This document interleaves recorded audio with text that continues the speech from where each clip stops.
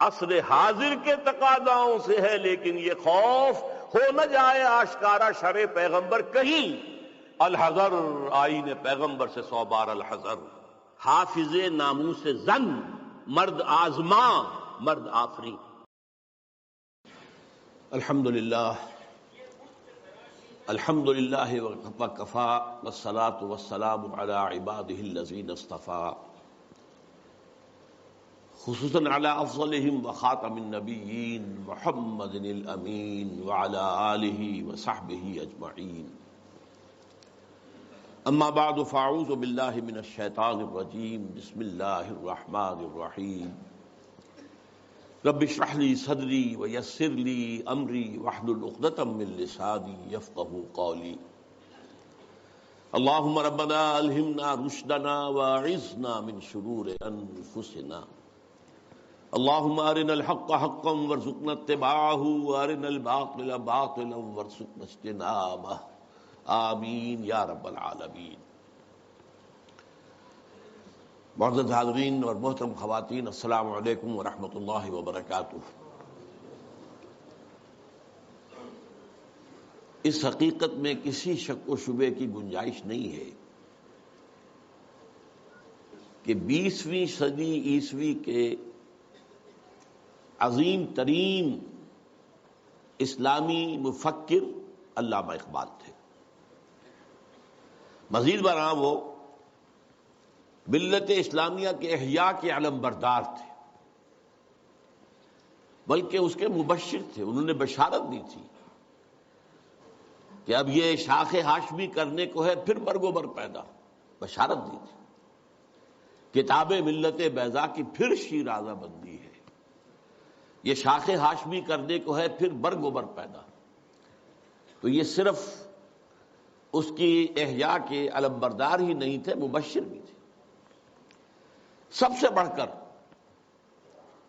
وہ اسلام کی نشأت ثانیہ کے علم بردار تھے۔ میں ان دو چیزوں کو ذرا علیحدہ کر رہا ہوں، اسلام کی نشأت ثانیہ اور ملت کی دوبارہ دنیا میں سربراہی کا پیدا ہونا، یہ ہمیشہ ساتھ نہیں رہے ہیں۔ ابتدا میں اسلام ابھرا عربوں کے ساتھ، حضور بھی صلی اللہ علیہ وسلم عرب تھے، خلافت راشدہ خلفائے اربعہ عرب تھے، لیکن خلافت راشدہ کے اختتام کے ساتھ اسلام کا زوال شروع ہو گیا۔ ریاست کی سطح پر سے اسلام خارج، اب جس کے پاس طاقت ہے وہ حاکم ہوگا۔ امرہم شورا بینہم، پس پشت، جس کی لاٹھی اس کی بھینس۔ یہ زوال شروع ہو گیا، لیکن عرب اقتدار، امت کا اقتدار بڑھتا چلا گیا، بڑھتا چلا گیا، بڑھتا چلا گیا، تقریباً 500 برس تک۔ آپ کو معلوم ہے کہ جسے ہم مسلم تاریخ کہتے ہیں، مسلم تاریخ کا تو زینت وہی ہے۔ ہارون الرشید کا زمانہ، مامون الرشید کا زمانہ، امین الرشید کا زمانہ، یہ ہے اصل دور۔ لیکن یہ خلافت راشدہ تو نہیں تھی، ملوکیت تھی، جسے علامہ اقبال نے امپیریلزم کہا ہے، عرب امپیریلزم، اپنے لیکچرز میں، اپنے خطبہ الہ آباد میں۔ اس کے بعد مسلمانوں پر بہت بڑا زوال آیا، بہت بڑا زوال آیا۔ پہلے صلیبیوں کے ہاتھوں آیا، لاکھوں مسلمان قتل ہوئے۔ میڈیٹرینین کا پورا علاقہ جو ہے وہ عیسائیوں کے قبضے میں چلا گیا، یروشلم ہمارے ہاتھ سے نکل گیا، 88 برس تک عیسائیوں کے پاس رہا، 1099 سے 1187 تک۔ اس کے بعد پھر ایک مرتبہ لے لیا ہے، 13ویں صدی کے شروع میں پھر عیسائیوں نے واپس لیا، پھر واپس لیا گیا ہے۔ بہرحال یہ پہلا جو تھا زوال کا ہمارا، پہلی سیڑھی تھی، لیکن اس کے بعد زوال آخری انتہا کو پہنچا ہے 13ویں صدی میں، تاتاریوں کے ہاتھوں کروڑوں مسلمان قتل ہوئے۔ میں جو بات بتا رہا ہوں وہ یہ ہے کہ اسلام اور مسلمان کو ایک شے نہ سمجھیے۔ ابتدا میں وہ ایک تھے، خلافت راشدہ کے بعد اسلام کا زوال، لیکن مسلمانوں کا عروج جاری رہا، بلکہ وہ اپنی انتہا کو پہنچا۔ پھر مسلمانوں کا بھی زوال آ گیا، لیکن اس کے کچھ عرصے بعد معجزہ رونما ہوا کہ پاسباں مل گئے کعبے کو صنم خانے سے، ہے یہاں فتنہ تاتار کے افسانے سے، جن تاتاریوں کے ہاتھوں کروڑوں مسلمان قتل ہوئے تھے وہی اسلام لے آئے، اسلام نے انہیں فتح کر لیا۔ بہرحال پھر ترکوں کے زیر قیادت مسلمانوں کا دوسرا عروج آیا ہے۔ ترکان تیموری ہندوستان میں، ترکان صفوی ایران میں، ترکان سلجوقی مڈل ایسٹ میں، ترکان عثمانی Ottomans, the great Ottoman empire for 4 centuries 400 years، خلافت بھی ان کے پاس رہی، پھر ان کا بھی زوال آ گیا۔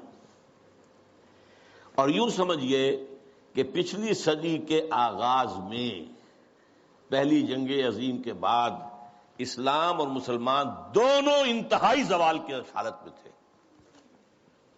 دونوں۔ لیکن بہرحال اس کے بعد ایک تھرڈ اپورڈ موومنٹ شروع ہوئی ہے، وہ ایک علیحدہ مسئلہ ہے۔ لیکن میں یہ عرض کر رہا تھا کہ علامہ اقبال ملت اسلامیہ کی بھی احیاء کے علمبردار تھے اور اسلام کی نشست ثانیہ کے بھی علمبردار تھے، یہ دونوں چیزیں ان کے ہاں بیک وقت موجود ہیں۔ البتہ ایک بات نوٹ کر لیجئے، کوئی انسان بڑے سے بڑا مفکر ایسا نہیں ہوتا کہ ابتدا ہی سے اس کا فکر پختہ ہو، اسے منازل میں سے گزرنا ہوتا ہے، لَتَرْكَبُنَّ طَبَقًا عَنْ طَبَقٍ، درجہ بدرجہ آگے جانا ہوتا ہے۔ یہ معاملہ انبیاء کا ہے، رسولوں کا ہے، جن کو اول روز سے ہی اللہ تعالیٰ کے ساتھ جن کا رشتہ قائم ہوتا ہے وحی کا۔ لیکن غیر نبی کوئی بھی بڑے سے بڑا انسان، چنانچہ علامہ اقبال کی زندگی کے بھی 4 ادوار کا میں ذکر کرنا چاہتا ہوں۔ 1894-95 سے انہوں نے شعر کہنے شروع کیے ہیں یہیں شہر لاہور میں، اس سے لے کر 1905 تک، یہ 10 سال لگ بھگ بنتے ہیں، وہ ایسے ہی ایک شاعر تھے جیسے بہت دوسرے شاعر ہوتے ہیں، بس یہ کہ اس میں فنی طور پر کچھ ان کا پڑھا بھاری ہوگا بعض اعتبارات سے، لیکن وہی عشق و محبت کی باتیں اور وہی ہجر اور وصال کے قصے اور وہی گل و بلبل کی داستانیں، کی گود میں بلی دیکھ کر، یہ اس قسم کے مضامین، اور اس کے ساتھ اس وقت وہ ایک انڈین نیشنلزم کے بھی علمبردار بن کے سامنے آئے۔ ایک نیا شوالہ اس دیش میں بسائیں، گویا کہ ہندوستان مسلمان، ہندو اور مسلمان مل کر کوئی ایک معبد تعبیر کرے۔ شاید یہ صدائے بازگشت تھی اکبر کے فلسفہ دین الہی کی، یا پھر اس کے بعد راجا رام موہن رائے کا جو مجلس ایزدی تھی، برہمو سماج، ایک نیا شوالہ اس دیش میں بسا، اور اس میں سے یہ بھی ہے ترانہ ہندی، سارے جہاں سے اچھا ہندوستاں ہمارا، ہم بلبلیں ہیں اس کی، وہ گلستاں ہمارا، وغیرہ وغیرہ۔ یہ 2 نکات میں نے آپ کے سامنے نوٹ کیے ہیں۔ یہ ہے 1905 تک کا معاملہ۔ 1905 سے لے کر 1908 تک 3 برس علامہ اقبال نے یورپ میں گزارے ہیں، برطانیہ میں اور جرمنی میں۔ اس دور میں ان کے اندر ایک عظیم انقلاب برپا ہوا ہے۔ وہ انقلاب کیا تھا؟ ایک انہی کا مصرع جو ہے بورو کر رہا ہوں، مسلمان کو مسلمان کر دیا طوفان مغرب نے۔ اقبال جب یورپ گیا تھا اتنا مسلمان نہیں تھا جتنا کہ وہاں جا کر مسلمان ہوا۔ یہ ایک بڑا نیچرل ریئیکشن ہوتا ہے اگر کسی شخص کی ابتدائی اور بنیادی تربیت کے اندر دین کا عنصر موجود ہو، جیسا کہ علامہ اقبال کے ہاں تھا۔ ان کی والدہ ایک بہت نیک سیرت مسلمان خاتون، ان کے والد ایک صوفی منش بزرگ، پھر ان کے استاد علامہ میر حسن، یہ ان کی شخصیت کے جو ابتدائی جو کردار سازی کا دور ہوتا ہے اس کے اندر اہم ترین جو ہے عوامل تھے۔ پھر جو کچھ ہوا، لاہور میں آئے، گورنمنٹ کالج میں رہے بھی کیا، یہاں پر رہے، وہ کچھ دور اور تھا۔ لیکن انگلستان جاتے تو معلوم ہوتا ہے کہ شعلہ بھڑک اٹھا، مسلمان کو مسلمان کر دیا طوفان مغرب نے۔ پھر وہاں کے فلسفے، فکر، نظریات، اس کا جو مطالعہ کیا تو اس میں خود اپنی کیفیت کو بیان کیا ہے کہ عذاب دانش حاضر سے باخبر ہوں میں کہ میں اس آگ میں ڈالا گیا ہوں مثل خلیل علیہ الصلوۃ والسلام، کہ جیسے حضرت ابراہیم کو نمرود کی آگ میں ڈال دیا گیا تھا، مجھے بھی اس آگ میں جھونک دیا گیا۔ یہ تو آگ ہے، یہاں یہ تو عذاب کا ہے، عذاب دانش افرگ، لادینیت، الحاد، یہ ساری چیزیں جو ہے رگ و پے میں سرایت کیے ہوئے یہاں پر۔ لہذا عذاب دانش حاضر سے باخبر ہوں میں کہ میں اس آگ میں ڈالا گیا ہوں مثل خلیل۔ اللہ نے حضرت ابراہیم کو بھی وہاں سے زندہ و سلامت نکال لیا تھا۔ علامہ اقبال بھی وہاں سے جب آئے ہیں تو ایک مومن کا ذہن اور فکر لے کر آئے ہیں، مومن کا دل لے کر آئے ہیں۔ اس وقت کی ان کی جو ایکویٹی آف ویژن تھی اس کا اندازہ کیجئے، 1905 سے 8 تک کے حالات، اور انہوں نے مشاہدہ کر لیا تھا کہ فرنگ کی رگے جہاں پنجے یہود میں ہے۔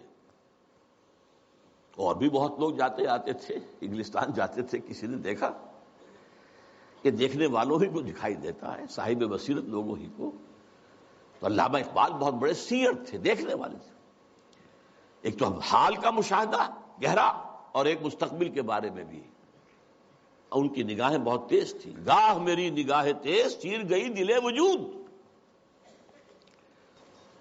اس کے بعد سن 8 سے 1938 تک 30 برس، اب یہ ہے ان کا وہ دور جس میں اگرچہ انہوں نے شاعری کو جاری رکھا ہے، شاعری کی ہے، لیکن ساتھ ہی یہ بھی کہا ہے مرا یاراں غزل خانے شمردند، مجھے خامخواہ لوگوں نے شاعر سمجھ لیا ہے، غزل خاں سمجھ لیا ہے، اور شکوہ کیا ہے کہ ہر کسے از ظن خود شد یاد من وز درون من نجست اسرار من۔ میرے بہت سے دوست بنے ہوئے ہیں، عقیدت مند ہیں، آتے ہیں، سب کچھ ہے، لیکن کوئی میرے اندر جھانک کر نہیں دیکھتا کہ اس کے اندر ہے کیا، وہ کیا چیز ہے جو مجھے بے چین کیے ہوئے، اس سے کسی کو دلچسپی ہی نہیں ہے۔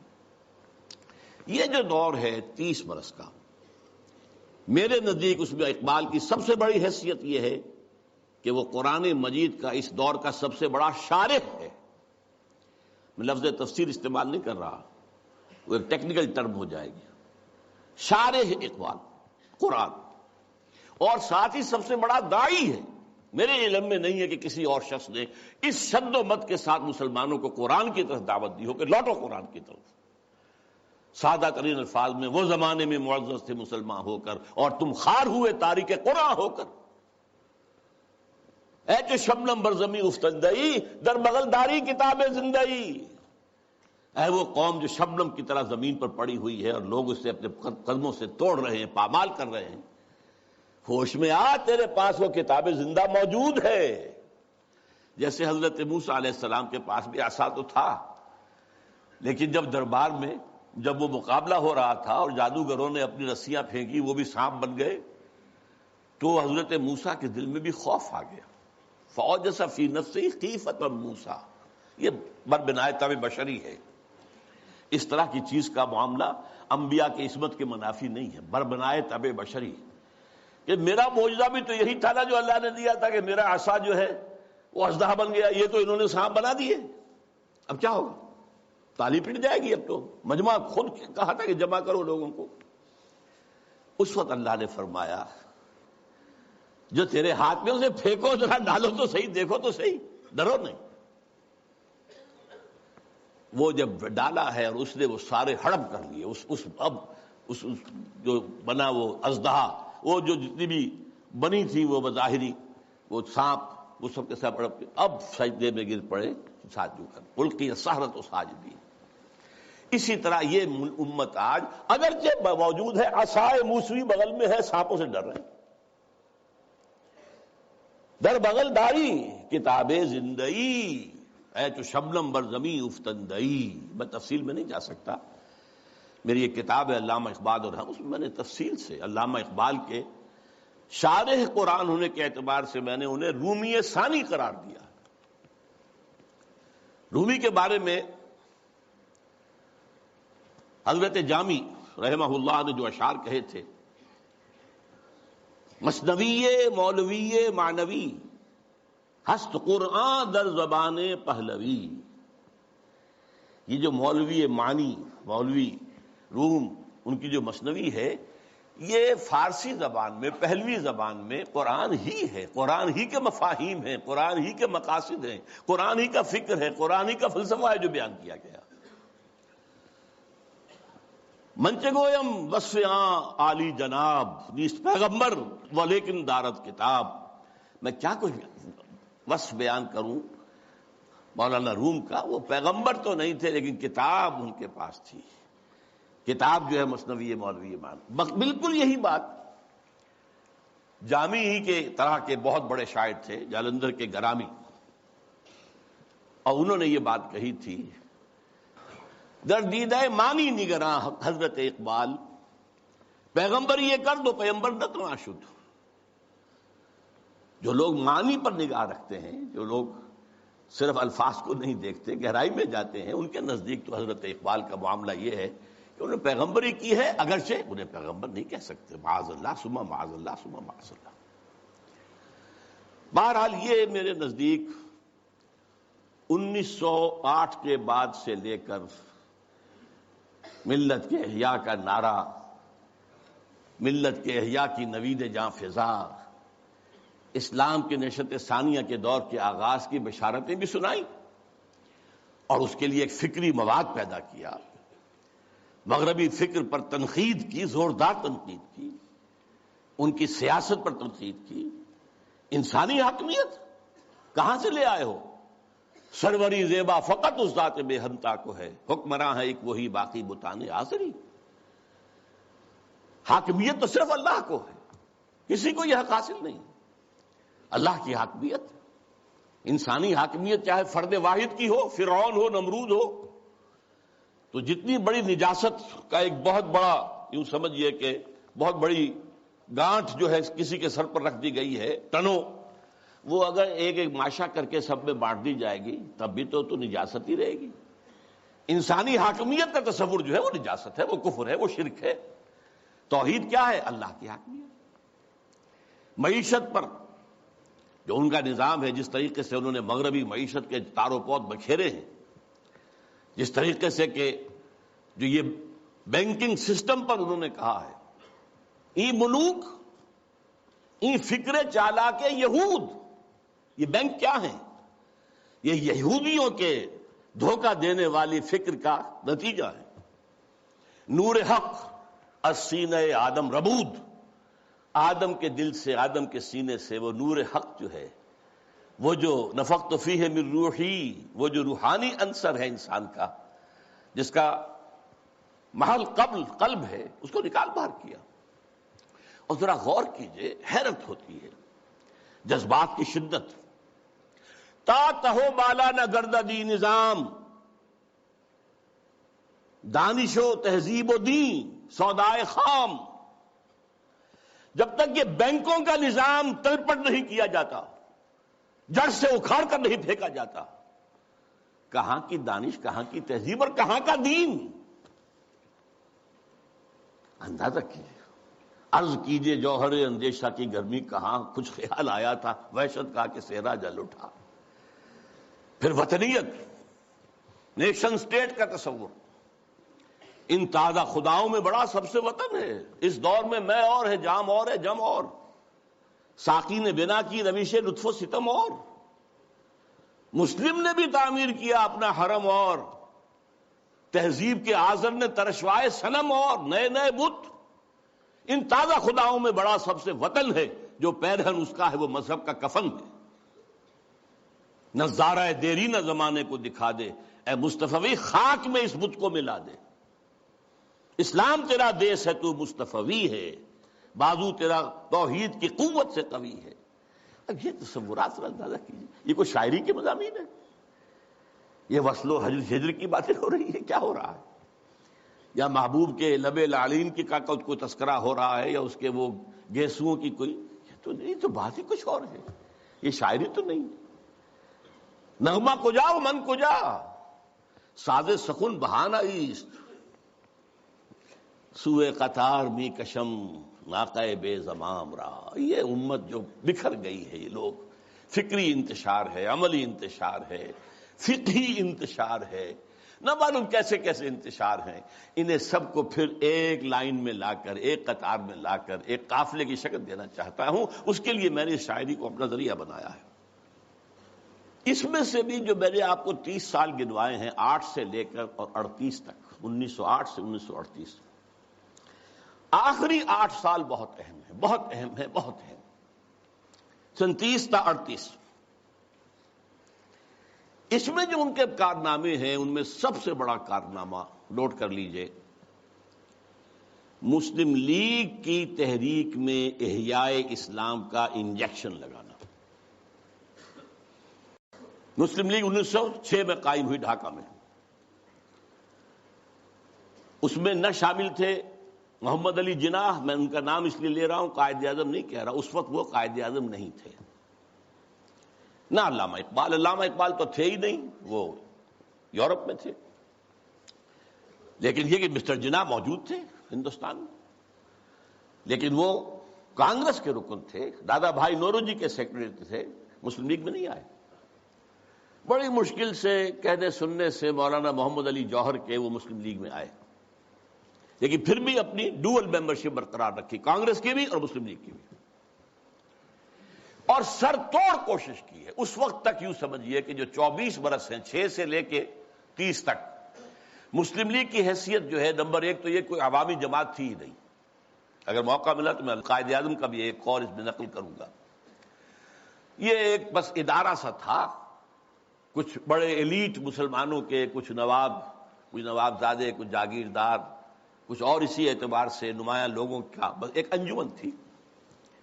اور اس کی کوشش ساری صرف یہ تھی کہ کوئی ایسا فارمولہ طے ہو جائے ہندوؤں اور مسلمانوں کے مابین کہ اگر ہندوستان ایک وحدت کی حیثیت سے آزاد ہو اور یہاں پر جدید دور کے مطابق جو ہے ون مین ون ووٹ کے حوالے سے حکومتیں بننی شروع ہوں، تو ایسا نہ ہو کہ مسلم اقلیت جو ہے وہ ہندوؤں کی اکثریت کے تلے پس کر رہ جائے.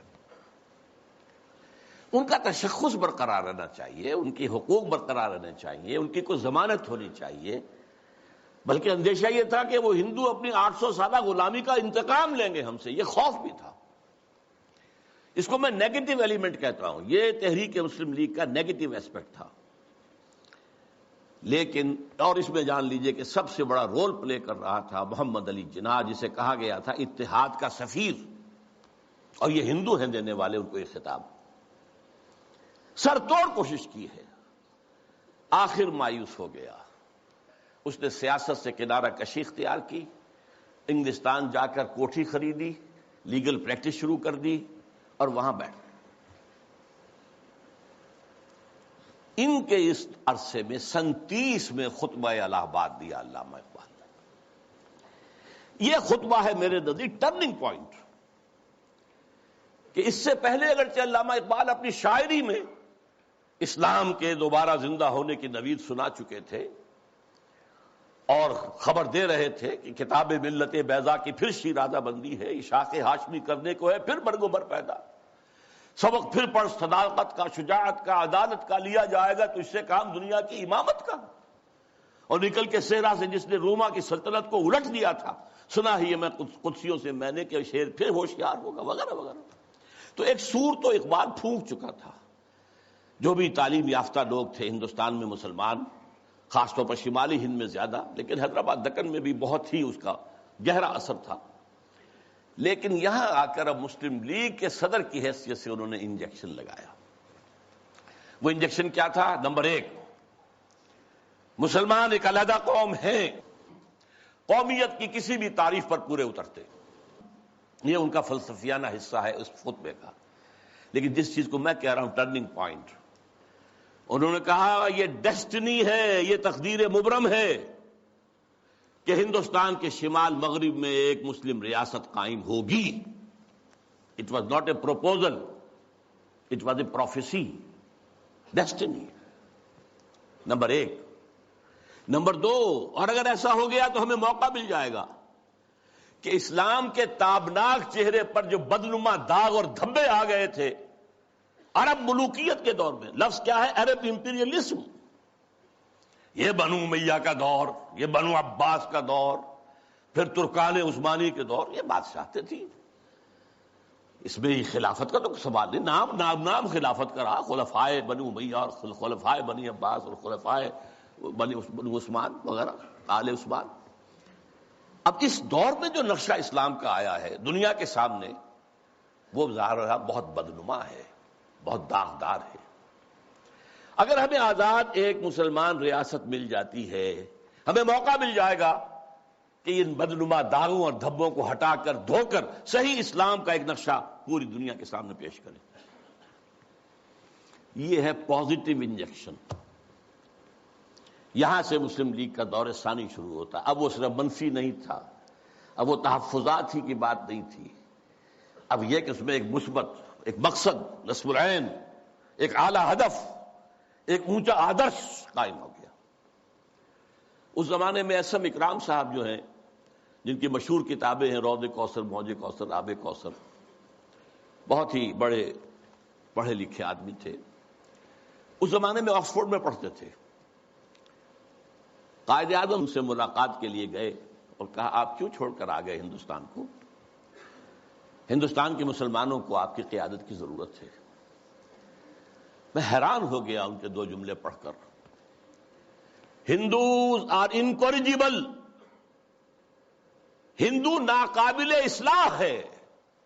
میں نے سر توڑ کوشش کر کے دیکھ لی، وہ کوئی عقل کی بات سننے کو تیار نہیں. Hindus are incorrigible. اور مسلمانوں کا حال یہ ہے کہ ان کا بڑے سے بڑا لیڈر جو بات مجھ سے صبح کہتا ہے، شام کو جا کر وہ اپنی سطح کے مطابق یا ڈپٹی کمشنر سے یا گورنر سے کہہ دیتا. تو ایسی قوم کی رہنمائی میں کیسے کروں؟ لیکن پھر یہ اقبال ہے جو میدان میں آیا ہے.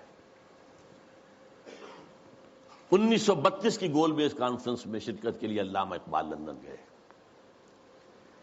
محمد علی جناح اس میں شریک نہیں تھے کیونکہ وہ تو سیاست چھوڑ چکے تھے. اس موقع پر محمد علی جناح سے ملاقاتیں کی ہیں علامہ اقبال نے، اور یہی مثبت انجیکشن ان کو لگایا. تو وہی انجیکشن جو ہے اقبال نے مسلم لیگ میں بحیثیت مسلم لیگ 1930 میں لگایا اور محمد علی جناح کے جسم میں 1932 میں لگایا. اور اس نے جناح کی قلب ماہیت کر دی، جناح کو بدل کر رکھ دیا. اور میں اسے کہا کرتا ہوں کہ جیسے مولانا روم کہتے ہیں، مولوی ہرگز نہ شد مولائے روم، تا غلام شمس تبریز نہ شد. شمس تبریز کی ملاقات سے پہلے میں مولوی تھا. مولوی، مجھے جو مولائے روم بننے کی سعادت حاصل ہو گئی ہے، یہ تو شمس تبریز کی صحبت. مولوی ہرگز نہ شد مولائے روم، تا غلام شمس تبریز نہ شد. اسی طرح محمد علی جناح کبھی قائد اعظم نہیں بن سکتا تھا اگر اقبال نے اس کے اندر یہ انجیکشن نہ لگایا ہوتا. میں اس کے ثبوت کے لیے چاہتا ہوں ذرا یہ ایک میں کوٹیشن دے رہا ہوں. 21 اپریل 1932 کو جب علامہ کا انتقال ہوا ہے تو اس وقت جو ہے ایک بہت بڑی پبلک جلسہ جو ہے ہو رہا تھا کلکتہ میں. وہاں عین جلسے کی حالت میں خبر پہنچی تو اخبار نے یہ لکھا، جو میرے پاس کوٹیشن ہے، دی نیشنز وائس نامی کتاب سے یہ چیزیں میں نے لی ہیں، کہ یہ جلسہ جو ہے قائد اعظم کی تقریر نے اس کے اندر وہ رنگ پیدا کیا کہ وہ سارا سیاسی معاملات جو زیر غور تھے ختم ہو گئے، صرف ایک کانڈولنس میٹنگ بن کر رہ گئی. تعزیت اجلاس. الفاظ سنیے، میں سارا نہیں سنا سکتا، صرف چند جملے. Mr. M. A. Jinnah said that the sorrowful news of the death of Sir Muhammad Iqbal had plunged the world of Islam in gloom and mourning. Sir Muhammad Iqbal was undoubtedly one of the greatest poets, philosophers and seers of human history. Seers, دیکھنے والا، پیش بینی کرنے والا، آنے والے حالات کو دیکھ لینے والا. To me, he was a personal friend, philosopher, and guide, and as such, the main source of my inspiration and spiritual support. یہ کون کہہ رہا ہے؟ محمد علی جناح. وہ کوئی اس طرح کا آدمی نہیں تھا کہ جو لفاظی کرتا ہو. وہ ایک ایک لفظ جانچ کر تول کر بولنے والا شخص ہے، اس لیے یہ کہا ہے. اور اس سے بھی آگے کی بات سن لیجئے. If I live to see the ideal of Muslim state being achieved in India, and then if I were offered to make a choice between the works of Iqbal and the rulership of that Muslim state, I would prefer the former. اگر ہم پاکستان حاصل کر سکے اور اس میں اگر موقع آیا اور مجھ سے کہا گیا کہ اب آپ کے پاس دو چوائسز ہے، یا علامہ اقبال کے کلام کو قبول کر لیجئے اور یا اس ملک کی حکمرانی، تو میں علامہ اقبال کے کلام کو ترجیح دوں گا. پھر میں عرض کر رہا ہوں یہ الفاظ کس کے ہیں؟ قائد اعظم کے. بلکہ ایک اور میں اس کو آپ کو سنانا چاہتا ہوں، ایک جملہ اور. In April 1936, I thought transforming the Muslim League, which was then only an academical institution, into a parliament of the Muslims of India. From that time to the end of his life, he, yani Iqbal, continued, he continued, Qaid Azam ne kaha, he continued, Iqbal stood as a rock by him. He was not only a great poet who had a permanent place in the history of the world's best literature, but he was also a very dynamic personality. بہرحال یہ پہلی بات تھی جو میں نے گنوائی ہے. دوسری بات جو نگاہوں سے بالکل پوشیدہ ہے، یہ بات بھی خفی ہے. اقبال کا انفلوئنس قائد اعظم پر یہ لوگوں کے ذہنوں میں نہیں ہے، جس کو میں چاہتا ہوں کہ واقعتاً سمجھا جائے، تاریخ کے آئینے میں دیکھا جائے. دوسری بات جو بالکل ہی خفی ہے، سن 32 سے 35 تک علامہ ایک ایسی جماعت قائم کرنے کی کوشش کرتے رہے جو اسلام کے احیاء اور اسلام کی نشت ثانیہ کا کام کر سکے. حالانکہ وہ مسلم لیگ میں تھے، قائد اعظم کے ساتھی تھے، ان کے ساتھ ادنا کارکن کی حیثیت سے بھی شریک رہے. انہوں نے ہی 1930 کا خطبہ دیا، لیکن وہ یہ محسوس کرتے تھے اور صحیح محسوس کرتے تھے کہ مسلم لیگ کی تحریک کے نتیجے میں ایک مسلم قومی ریاست تو قائم ہو سکتی ہے، اسلامی ریاست قائم نہیں ہو سکتی. لہذا سن 32 سے 35 تک کے عرصے کے درمیان ان کی کوشش رہی کہ ایک جماعت بنے. وہ جماعت کیا ہو؟ پریکٹسنگ مسلمز کے اوپر مشتمل ہو، جو اسلام پر عمل کرے. ویسے یہ کتاب پوری تفصیل سے آپ اس میں پڑھ سکیں گے، علامہ اقبال کی آخری خواہش. یہ پورا ڈاکومنٹ ہے، اللہ کا شکر ہے کہ جو اب سامنے آ چکا ہے. پھر یہ کہ اس کا نظم جو ہے عمارت کی بنیاد پر ہو، صدارت کی بنیاد پر نہیں. وہ عمارت بیعت کی بنیاد پر ہو، اور وہ کبھی الیکشن میں حصہ نہ لے. یہ 4 چیزیں نوٹ کر لیجئے. یہ بہت سے اعتبارات سے مسلم لیگ کا اینٹی تھیسس بنتا ہے. اس کی کوشش کر رہے تھے. اس کی وجہ کیا ہے؟ وہ بات جو بعد میں علامہ کے انتقال کے 2 سال بعد مولانا مودودی نے کہی ہے 1940 میں اسٹریچی ہال علی گڑھ یونیورسٹی میں، جو ایک کتاب کی شکل میں شائع ہوتی ہے، اسلامی حکومت کیسے قائم ہوتی ہے. مین تھیم یہی تھا کہ مسلمانوں کی ایک قومی تحریک کی بنیاد پر ایک قومی ریاست تو وجود میں آ سکتی ہے، اسلامی نہیں آ سکتی. اس میں ہر طرح کا آدمی آ سکتا ہے، ہر کردار کا آدمی آ سکتا ہے، ہر شخص آ سکتا ہے. نمازی ہے یا نہیں ہے، روزہ رکھتا ہے یا نہیں رکھتا ہے، شاعر اسلام سے تعلق ہے یا نہیں ہے، قادیانی ہے یا کوئی اور ہے، کچھ ہو، کوئی بھی ہو، نام مسلمان کا ہونا چاہیے. مسلم لیگ کا تو معاملہ یہ تھا. اس سے ظاہر بات ہے اسلامی ریاست قائم نہیں ہو سکتی. یہ بات علامہ اقبال کے دل کی بات ہے. مولانا مودودی کو بلانے والے دکن سے علامہ اقبال تھے. مسلم نیشن ہوڈ کی بات جو 1930 میں علامہ اقبال نے کی تھی اپنے خطبے میں، اسے نہایت سلیس پیرائے کے اندر واضح کرنے والے علامہ مولانا مودودی تھے، مسئلہ قومیت کے نام سے۔ اسی آخری دنوں میں یہ جو نظمیں ان کی آئی ہیں جو 1935 کے بعد کہی گئی ہیں اور جو ان کی زندگی میں شائع بھی نہیں ہوئی، یہ ان کے زندگی بھر کے سوچ کا نچوڑ ہے۔ ظاہر بات ہے، جو میں نے کہا تھا کہ مفکر ہو، فلسفی ہو، اس کے فکر میں ارتقا ہوتا ہے، ارتقا ہوتے ہوتے وہ اپنی انتہا کو پہنچتا ہے۔ لہذا اقبال کے فکر کا ارتقا جو ہے وہ ان نظموں میں ہے کہ جو ان کے انتقال کے بعد شائع ہوئی ہیں، اور مغان حجاز ان کی زندگی میں شائع نہیں ہو سکی، چونکہ اس وقت تک اردو کی نظمیں تھیں بہت کم، علیحدہ کتابی شکل میں نہیں شائع کی گئی، بلکہ فارسی کے ساتھ ہی ملا کر اس کو فارسی اردو جمع کر کے شائع کیا گیا۔ اور دوسرے، جیسا کہ میں نے عرض کیا، انہوں نے ایک نئی جماعت کا جو ہے تصور پیش کیا اور کوشش کی کہ وہ قائم ہو جائے۔ میں ایک چھوٹا سا نکتہ اور کہ میں نے اپنے لیے ایک لقب اختیار کیا ہے، یکے از رگ ہائے ساز اقبال۔ اس کا پس منظر کیا ہے؟ زندگی کے آخری ایام میں حضرت علامہ بہت تشویش میں تھے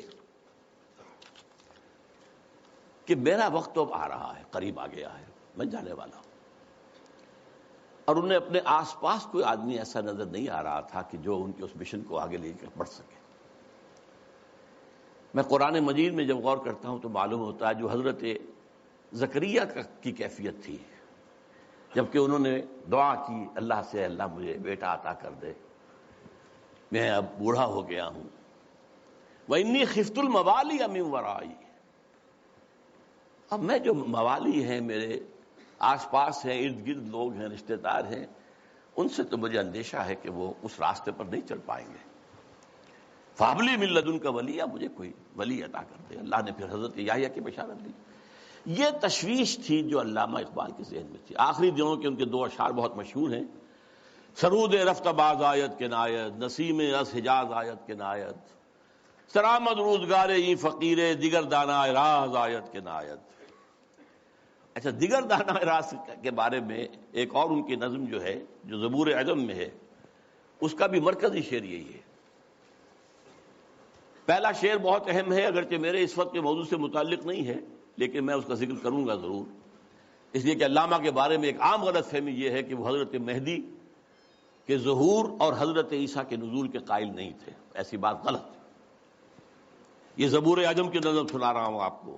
خضر وقت از خلوت دشت حجاز آید بروں، کارواں زی وادی دور و دراز آید بروں۔ یہاں حضرت مہدی کے لیے خضر وقت، اپنے وقت کا خضر، رہنما، وہ لفظ استعمال کیا ہے، مذہبی اصطلاح استعمال نہیں کی ہے، لیکن خلوت دشت حجاز سے برآمد ہوں گے۔ اس میں شیعہ سنی دونوں کنسپٹ جمع ہو گئے۔ شیعوں کے نزدیک ان کے 12ویں امام روپوش ہے، وہاں سے برآمد ہو جائیں گے، اور سنیوں کے نزدیک حضرت ام سلمہ رضی اللہ تعالی عنہ کی ایک روایت کے مطابق وہ روپوش ہوں گے، مکے میں چھپے ہوئے ہوں گے۔ تو یہ دونوں تصورات جمع ہو گئے۔ خلوت دشت حجاز، خضر وقت از خلوت دشت حجاز آیت بروں، کارواں زی وادی دور و دراز آیت بروں۔ قافلہ جو چلے گا وہ اس وادی دور و دراز سے، اس کون سی وادی؟ جہاں اقبال تھا، اور حضور کی حدیث ہے، یخرج ناس من المشرق یوطئون للمہدی، یعنی سلطان ہی، مشرق کے ایک ملک سے فوجیں آئیں گی جو حضرت مہدی کی حکومت کو قائم کریں گی، مضبوط کریں گی۔ اس حدیث کی تعبیر ہے کہ کارواں زی وادی دور و دراز آیت بروں۔ اب اس میں ایک درمیانی شعر بھی ہے، عمر ہادر کعبہ و بتخالہ می نالد حیات، تاز بزم عشق یک دانائے راز آیت بروں۔ دانائے راز جو ہے وہ کوئی روز روز پیدا نہیں ہوتا۔ عمر ہا، نسل بعد نسل، حیات انسانی جو ہے کعبہ اور بت خانے میں نالا کرتی رہتی ہے، فریاد کرتی رہتی ہے، فغاں کرتی، تب کہیں جا کر کوئی ایک دانائے راز برآمد ہوتا۔ تو دانائے راز تو اب تک کوئی اور نہیں آیا ہے اقبال کے بعد۔ اللہ چاہے گا تو وجود میں آ جائے گا، ابھی تک تو نہیں آیا۔ البتہ اس نظم کے آخری شعر کے حوالے سے کس قدر پیارا شعر ہے، اس میں شعریت بھی اتنی انتہا کو ہے. چنگ را گیرے دست دستم کہ کارز دست رفت، نغمام خون گشت و از رگہائے ساز آیت بروں. اے لوگوں میرے ہاتھ سے یہ ساز لے لو، یہ ستار اب لے لو، میرے ہاتھ سے لے لو. میرے ہاتھ کا کام تو ہو چکا، میری انگلیوں نے اس میں ساز بھر دیا ہے، اس میں جو نغمہ ہے وہ بھر دیا ہے. نغمہ میرا نغمہ خون گشت، خون بن کر ان تاروں میں دوڑ رہا ہے جیسے انسانی رگوں کے اندر خون دوڑتا ہے. از رگہائے ساز آیت بروں، یہاں سے خود بخود باہر نکلے گا. چنانچہ بہت سے لوگوں نے، اللہ کا شکر ہے، کام کیا ہے. مرزا محمد منور صاحب بھی ہیں ہمارے جنہوں نے یہ کام کیا ہے، چودھری مظفر حسین صاحب بھی ہیں، اب ڈاکٹر فتح محمد ولی کے اور لوگ بھی بہت سے ہیں. تو میں ان کو کہتا ہوں رگہائے ساز اقبال. لیکن میں نے خود اپنے لیے یہ لقب اختیار کیا ہے کہ یکے از رگہائے ساز اقبال، اقبال کے ساز کے تاروں میں سے ایک تار میں بھی ہوں. اب میں چاہتا ہوں کہ ذرا اس آخری جو نظم ہے ان کی زندگی کی، اور جس میں میرے نزدیک ان کا پیغام جو ہے امت مسلمہ کے نام، وہ جامعیت کے ساتھ آ گیا ہے تمثیلی پیرائے میں. یہ ابلیس کی مجلس شورا ہے. اب میں حیران ہوتا ہوں کہ محسوس ہوتا ہے کہ آج کل کہیں یہ مجلس شورا جو ہے کہیں منعقد ہوئی ہے حال ہی میں، اور یہ 80 سال پہلے کی بات ہے. ابلیس صاحب جو ہیں صدر ہیں، ظاہر بات ہے اس اپنی مجلس شورا کے، وہ پہلے اوپننگ ایڈریس کر رہے ہیں. یہ عناصر کا پرانا کھیل، یہ دنیائے دوں. یہ جو دنیا ہے یہ کیا ہے؟ عناصر کا پرانا کھیل ہے. ایلیمنٹس، سالمات، ایٹمز، انہی کی اکھیڑ پچھاڑ ہے نا جس کا یہ کھیل چل رہا ہے. یہ عناصر کا پرانا کھیل. یہ دنیا دوں کہتے ہیں پست کو، بہت گھٹیا. یہ گھٹیا دنیا جو ہے، یہ دنیا زمین. یہ لفظ جواب شکوہ میں اقبال نے بھی استعمال کیا ہے کہ شوخ و گستاخ یہ پستی کے مکین کیسے ہیں.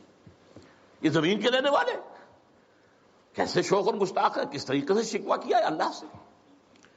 تو اسی طرح وہ ابلیس کہتا ہے یہ عناصر کا پرانا کھیل، یہ دنیائے دوں.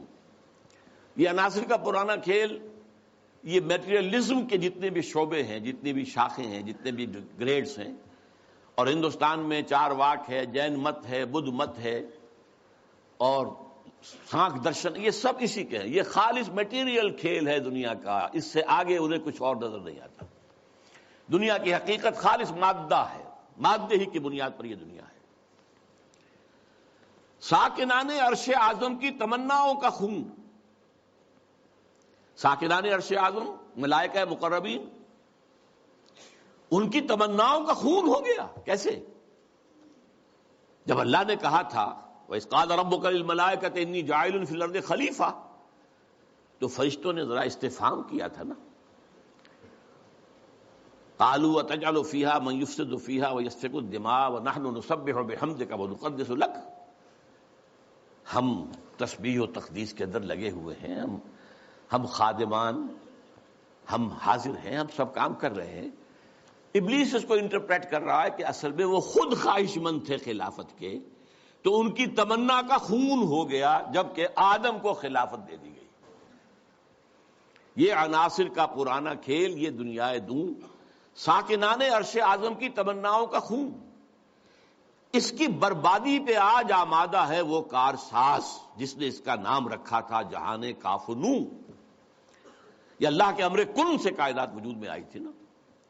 اچھا وہ اس کو نہیں مان رہا، وہ سراسر نام یہ رکھا گیا ہے. اب اللہ جانو، یہ اللہ ہی جانتا ہے کہ اس کے دماغ میں کیا خناس ہے. لیکن اللہ نے جو یہ کہا ہے کہ یہ کن سے بنایا ہے، کن فیکون.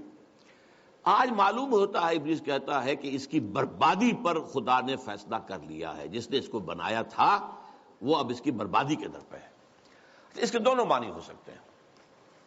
ایک تو یہ بھی کہ اسے محسوس ہو رہا ہے کہ قیامت اب قریب آ رہی ہے. یہ کھیل جو ہے اور یہ خیر و شر کی کشاکش ستیزہ کار رہا ہے ازل سے تا امروز، چراغ مصطفی سے شرار بولہبی. یہ جو ہے اب آخری اینڈ پہ آ رہا ہے اس ڈرامے کا. یہ ڈرامہ دکھائے گا کیا سین، پردہ اٹھنے کی منتظر ہے نگاہ. تو جیسے کہ یہ بات کہی گئی ہے کہ یہ ڈرامہ جو ہے اب ختم ہونے کو، اقبال نے بھی اس کو کہا ہے دنیا کو ہے پھر مار کا روح و بدن پیش، تہذیب نے پھر اپنے درندوں کو ابھارا، اللہ کو پامر دیے مومن پہ بھروسہ، ابلیس کو یورپ کی مشینوں کا سہارا۔ تو وہ بھی محسوس کر رہا ہے کہ شاید اب وہ قیامت ختم ہے اور یہ کھیل اب آخری سین پر آ گیا ہے۔ اور شاید اس کا مفہوم یہ ہو کہ اس دنیا میں ہم نے شرک کا، الحاد کا، یہ سارے بے حیائی کا، بے شرمی کا، سودی نظام کا، انسانی حاکمیت کا، یہ سارا کھیل ہم نے بنایا ہے۔ معلوم ہوتا ہے کہ یہ اب ختم ہونے پہ ہے، معلوم ہوتا ہے کہ یہ اب وہ جو کارساز ہے وہ اب اس کو آخری جو ہے اس مقابلے کے اندر ملیا بیٹ کر دینے کے در پہ ہے۔ اس کی بربادی پہ آج آمادہ ہے وہ کارساز جس نے اس کا نام رکھا تھا جہان کافنوں، اور اس کے بعد اب لاف زنی کر رہا ہے، میں نے یہ کیا، میں نے یہ کیا، میں نے یہ کیا، میں نے یہ کیا۔ کون ہے جو میرے اس سارے معاملے کو ختم کر سکے؟ میں نے دکھلایا فرنگی کو ملوکیت کا خواب۔ فرنگی ویسٹرن امپیریلزم، ملوکیت کا خواب، دنیا فتح کرو، کولونائز کرو، یہ تو پہلا خواب تھا۔ لیکن اس کے بعد انہوں نے اس سے بہتر خواب دیکھ لیا ہے کہ خامخواہ جا کر آکوپائی کرنے سے کیا فائدہ ہے۔ سودی نظام میں اور بینکنگ کے نظام میں اور انٹرنیشنل کمپنیوں کے نظام میں اور گلوبلائزیشن کے ذریعے اور ٹرپ کے ذریعے سے خون چوستے رہو، وہ رہے اپنی اپنی جگہ پر، ہم وہاں جا کر ان پر حملہ کریں گے، انہیں فتح کریں گے تو رد عمل بھی تو پیدا ہوگا نا، خون ریزی بھی تو ہوگی، وہ کوشش بھی کرتے رہیں گے کہ وہ آزادی حاصل کریں، ہمیں ماریں گے۔ تو اب یہ جو نیا امپیریلزم ہے، مالیاتی امپیریلزم، یہ اب ہے۔ یہ سارا خواب فرنگی کو میں نے دکھایا ہے، میں نے دکھلایا فرنگی کو ملوکیت کا خواب، میں نے توڑا مسجد و دیر و کلیسا کا فسون۔ یہ مسجد اور دیر اور کلیسا اور مندر اور یہ اور وہ، اس کا سارا اثر میں نے ختم کر دیا۔ کیا کیا؟ سیکولرزم کی پٹی بڑھا دی۔ بھائی یہ علیحدہ انسان کا انفرادی معاملہ ہے، کوئی مسجد میں جائے، مندر میں جائے، کہیں اور جائے، وہاں جائے، یہاں جائے، کلیسا میں جائے، سینیگوگ میں جائے، کہاں جائے، کوئی نہیں، جاؤ۔ لیکن ملکی نظام، ملکی قانون، حکومت، ریاست، معیشت، معاشرت، اس کا کوئی تعلق کسی مذہب سے نہیں۔ جو بھی اثرات تھے، جو بھی ہولڈ تھا مذاہب کا، آخر خدا کو تو مانتے تھے نا۔ اس دور حاضر سے قبل جو ہے انسان کی گمراہی صرف ایک تھی، شرک۔ وہ کیا ہے؟ ایک بڑے خدا کے ساتھ چھوٹے چھوٹے خداؤں کو بھی ماننا۔ بڑے خدا کا انکار نہیں تھا۔ اب کیا کیا گیا ہے؟ اس بڑے خدا کو اٹھا کے مسجد میں بند کر دو، مندر میں بند کر دو، سینیگوگ میں بند کر دو، چرچ میں بند کر دو، اور جہاں پورا ہمارا نظام یہ ہم چلائیں گے۔ We are the sovereigns. Sovereignty belongs to us. ہم جو چاہے کریں۔ لہذا میں نے دکھلایا فرنگی کو ملوکیت کا خواب، امپیریلزم، اور میں نے توڑا مسجد و دیر و کلیسا کا فسون، سیکولرزم۔ میں نے ناداروں کو سکھلایا سبق تقدیر کا۔ ناداروں کو، غریبوں کو میں نے کہا بھائی ٹھیک ہے، یہ تمہاری قسمت ہے، تم کسان ہو، ہاری ہو، تمہاری قسمت یہی ہے، اس کی طرف سے ہے، رب کی طرف سے ہے۔ کوئی بغاوت کا خیال پیدا نہ ہو جائے، کہیں کو کھڑے ہو کر کوئی ریزسٹنس کی موومنٹ شروع نہ کر دینا۔ تقدیر ہے، تن بے تقدیر، تقدیر کے حوالے۔ میں نے ناداروں کو سکھلایا سبق تقدیر کا، میں نے منعم کو دیا سرمایہ داری کا جنوں۔ یہ لفظ منعم جو ہے عربی کا، یہ منعم بھی ہو سکتا ہے، منعم بھی ہو سکتا ہے۔ منعم اس میں فاعل ہے، منعم اس میں مفعول ہے۔ منعم نعمتیں دینے والا، منعم جس کو نعمتیں دی گئیں۔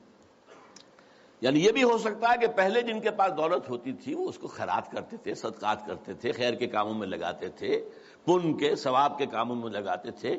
میں نے اس کے بجائے کہا بیگم پاگل ہو گئے ہو، جمع کرو سرمایہ داری۔ میں نے منعم کو دیا سرمایہ داری کا جنوں، اور جس کے پاس فاضل سرمایہ دولت اللہ نے دی تھی، اس کا جو طریقہ تھا کہ یسألونک ماذا ينفقون قل العفو، میں نے کہا نہیں، جو بھی ہے جمع کرو، جمع فاوعا، جس نے جمع کیا اور خوب پھر سینت کر رکھا، سنبھال کر رکھا، بچا کر رکھا، یا کہا جمع مالا وعددہ یحسب ان مالہ اخلدہ، یہ سبق میں نے دولت مند کو سکھا دیا۔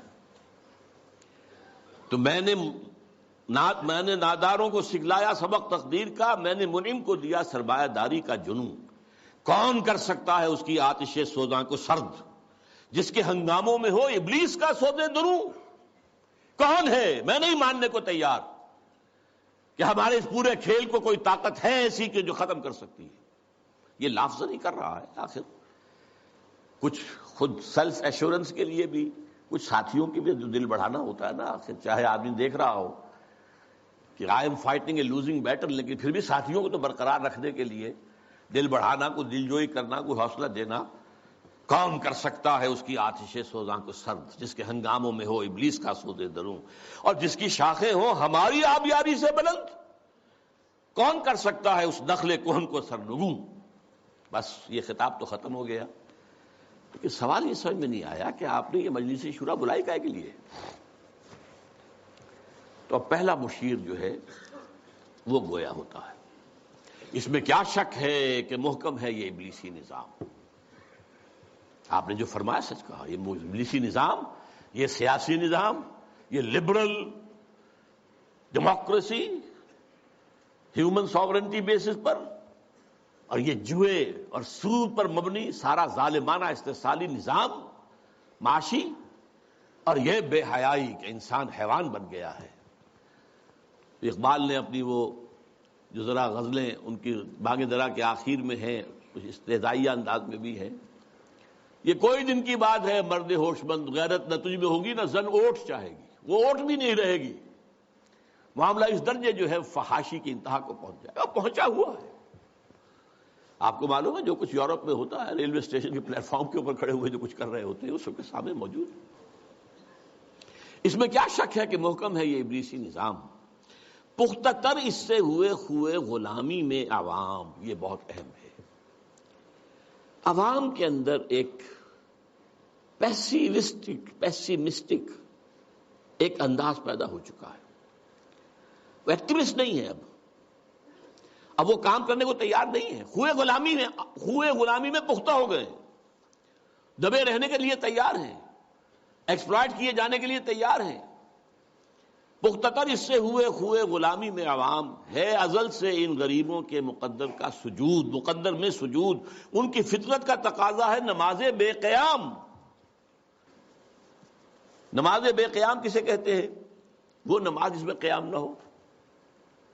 نماز میں قیام ہے، پھر رکوع ہے، پھر سجود ہے، پھر سجود ہے، پھر کھڑے ہونا ہے، لیکن ان لوگوں کی نماز اب وہ ہے جس میں قیام ہے ہی نہیں، رکوع ہی رکوع ہے یا سجود ہی سجود ہے، ہر جگہ جو ہے ماتھا ٹیکے ہوئے بیٹھے ہوئے ہیں، اور ہر جگہ پر جو ہے اس پورے سارے نظام کو، ظالمانہ نظام کو قبول کیے ہوئے ہیں۔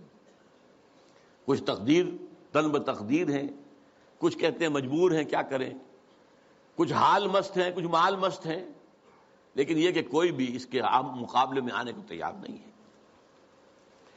آرزو اول تو پیدا ہو نہیں سکتی کہیں، ہو کہیں پیدا تو مر جاتی ہے یا رہتی ہے خام۔ آرزو، امنگ، کوئی اعلیٰ اونچا خیال، کوئی اونچا اعلیٰ نصب العین، کوئی اونچا آدرش، کچھ نہیں، یہ ہے ہی نہیں۔ حیوان کی سطح پر انتظام آ چکا ہے۔ آرزو اول تو پیدا ہو نہیں سکتی کہیں، ہو کہیں پیدا تو مر جاتی ہے یا رہتی ہے خام، اگر ہو بھی جائے تو مر جاتی ہے فوراً۔ یعنی یوں سمجھیے کہ اول تو زمین بنجر ہے، یہاں سے کسی چیز کی رویدگی کا امکان ہی نہیں، اگر کوئی چیز اگ بھی آئے تو اس فضا کے اندر آکسیجن ہی نہیں ہے، پروان کیسے چڑھے گی؟ ہوا اسے آکسیجن دینے کو تیار ہی نہیں، لہذا وہ مر جاتی ہے۔ ہو کہیں پیدا تو مر جاتی ہے یا رہتی ہے خام۔ یہ ہماری صحیح فہم کی کرامت ہے کہ آج صوفی و ملا ملوکیت کے بندے ہیں تمام، یہ بڑی تلخ بات ہے جو اقبال نے کہی ہے، لیکن بہت بڑی تلخ لیکن حقیقت پر مبنی بات ہے۔ صوفی و ملا ملوکیت کے بندے ہیں تمام۔ خلافت راشدہ کے بعد جو نظام ہمارا چلا ہے اس میں صوفی و ملا، علماء اور صوفیاء، ان کا نظام کیا تھا؟ ملوکیت کو سپورٹ، ایک نیگیٹو سپورٹ ہے۔ خانقاہوں میں بیٹھو، اللہ اللہ کیے جاؤ، ضربیں لگائے جاؤ، یہ کیے جاؤ، اپنا تزکیہ کیے جاؤ، مانجھے جاؤ، اپنے آپ کو رگڑے جاؤ رگڑے جاؤ رگڑے جاؤ رگڑے جاؤ، اسی میں زندگی بتا لو، چھوڑ کر اوروں کی خاطر یہ جہان بے ثبات۔ اب باہر کیا ہو رہا ہے کیا نہیں ہو رہا ہے اسے کوئی غرض نہیں۔ شیطان ننگا ناچ رہا ہے، ناچے، ہمیں سے کیا غرض ہے؟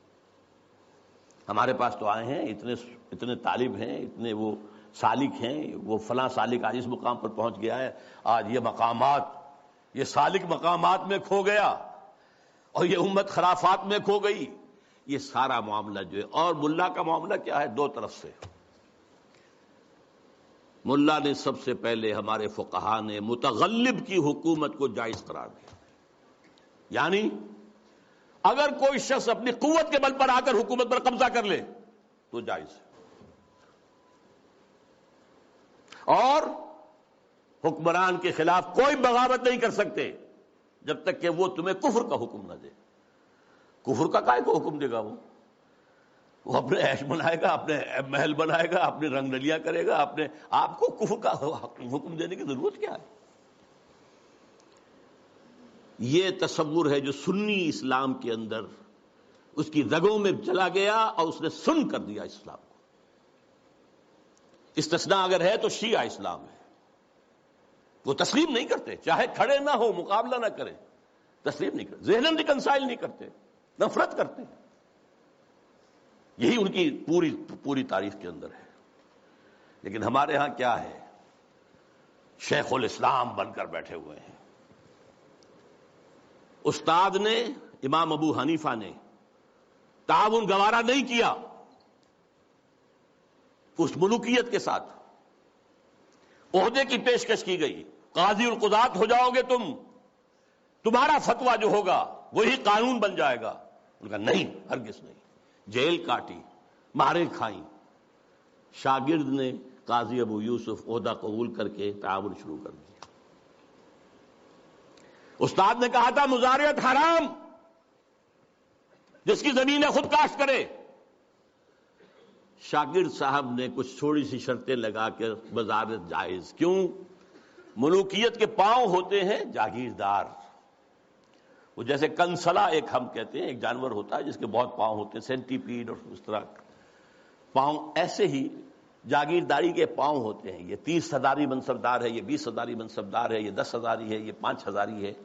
ان پاؤں پر ملوکیت کھڑی ہوتی ہے۔ یورپ میں کیا تھا؟ یہی فیوڈلز، بیرنز، لارڈز، ان کے اوپر بادشاہ۔ لہذا اور آپ نے دے دی بڑی جاگیر، لیکن ایک آدمی کیسے کاشت کرے گا؟ اسے مزارع چاہیے۔ ابو حنیفہ کہہ رہا ہے حرام ہے، کیسے بات بنے گی؟ لیکن نہیں، جواز ہے، یہ شرطیں لگا لو، جواز ہے۔ نمبر 3، اس سے بھی زیادہ تلخ، سود کی بھی ایک گنجائش اسلام میں پیدا کر دی۔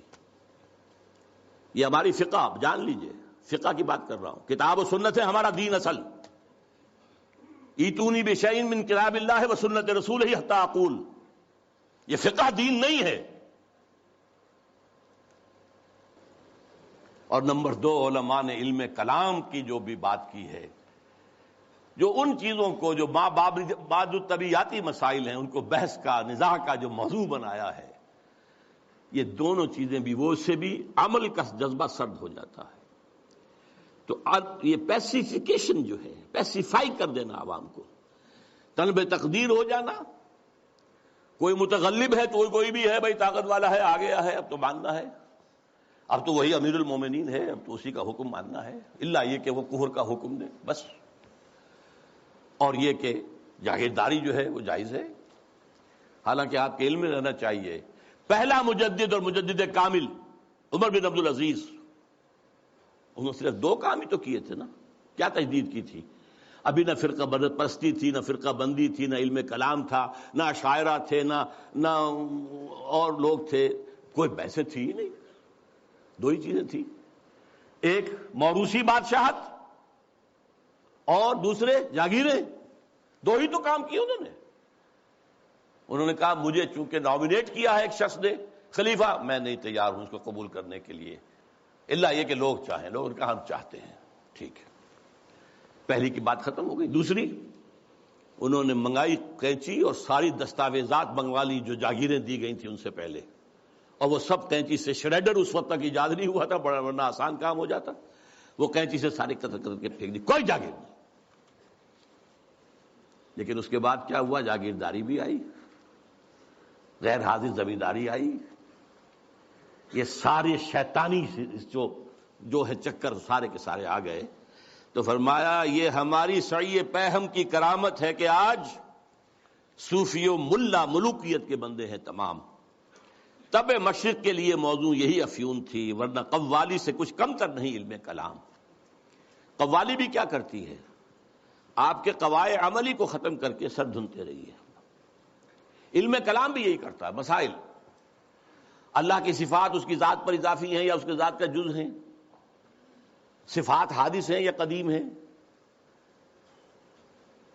اس کائنات کا کیا ہے ربط حادث بالقدیم؟ یہ کائنات حادث ہے، اللہ کی ذات قدیم ہے، رابطہ کیا ہے ان کا؟ کیا کنیکشن ہے؟ یہ مسائل جو لا ینحل ہیں، یہ اس ماورا اس طبقے سے تعلق ہے ان تمام کا کہ جن کو حل ممکن نہیں. قرآن نے حدیث نے ان کو چھیڑا ہی نہیں. ہیں اپنی جگہ مسائل ہیں، فلسفے میں بحثیں ہوتی ہیں، گفتگویں ہوتی ہیں، لیکن یہ کہ ان کو موضوع بنا لینا، انہی پر بحثیں ہونا.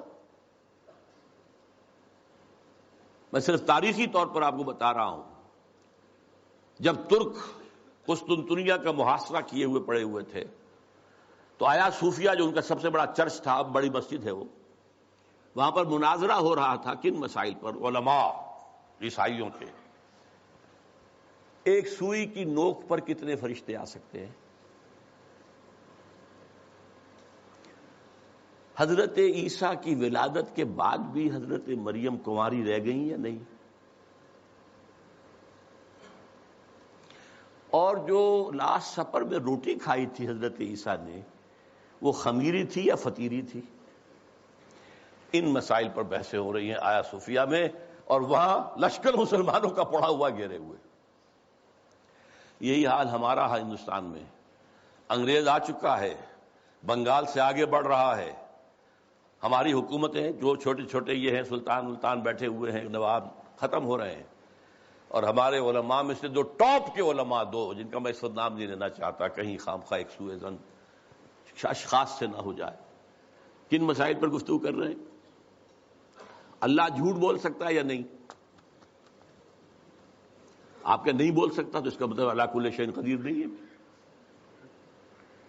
اور بول سکتا ہے تو پھر اس کی وہ شان نہیں رہی باقی تنزیہی. اللہ کوئی دوسرا محمد بنانے پر قادر ہے یا نہیں؟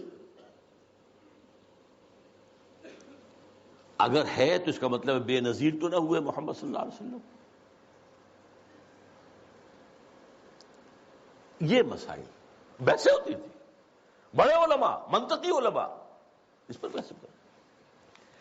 تو یہ ہے تب مشرق کے لیے موضوع یہی افیون تھی، ورنہ قوالی سے کچھ کمتر نہیں علم الکلام.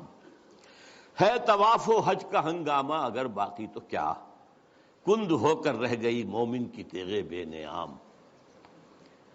یہ طواف و حج کا ہنگامہ ہے، 30-40 لاکھ آدمی آ جاتے ہیں، جمع ہو جاتے ہیں. وہ اقبال کے زمانے میں تو شاید ابھی 2-3 لاکھ ہی ہوتے ہیں، واللہ عالم.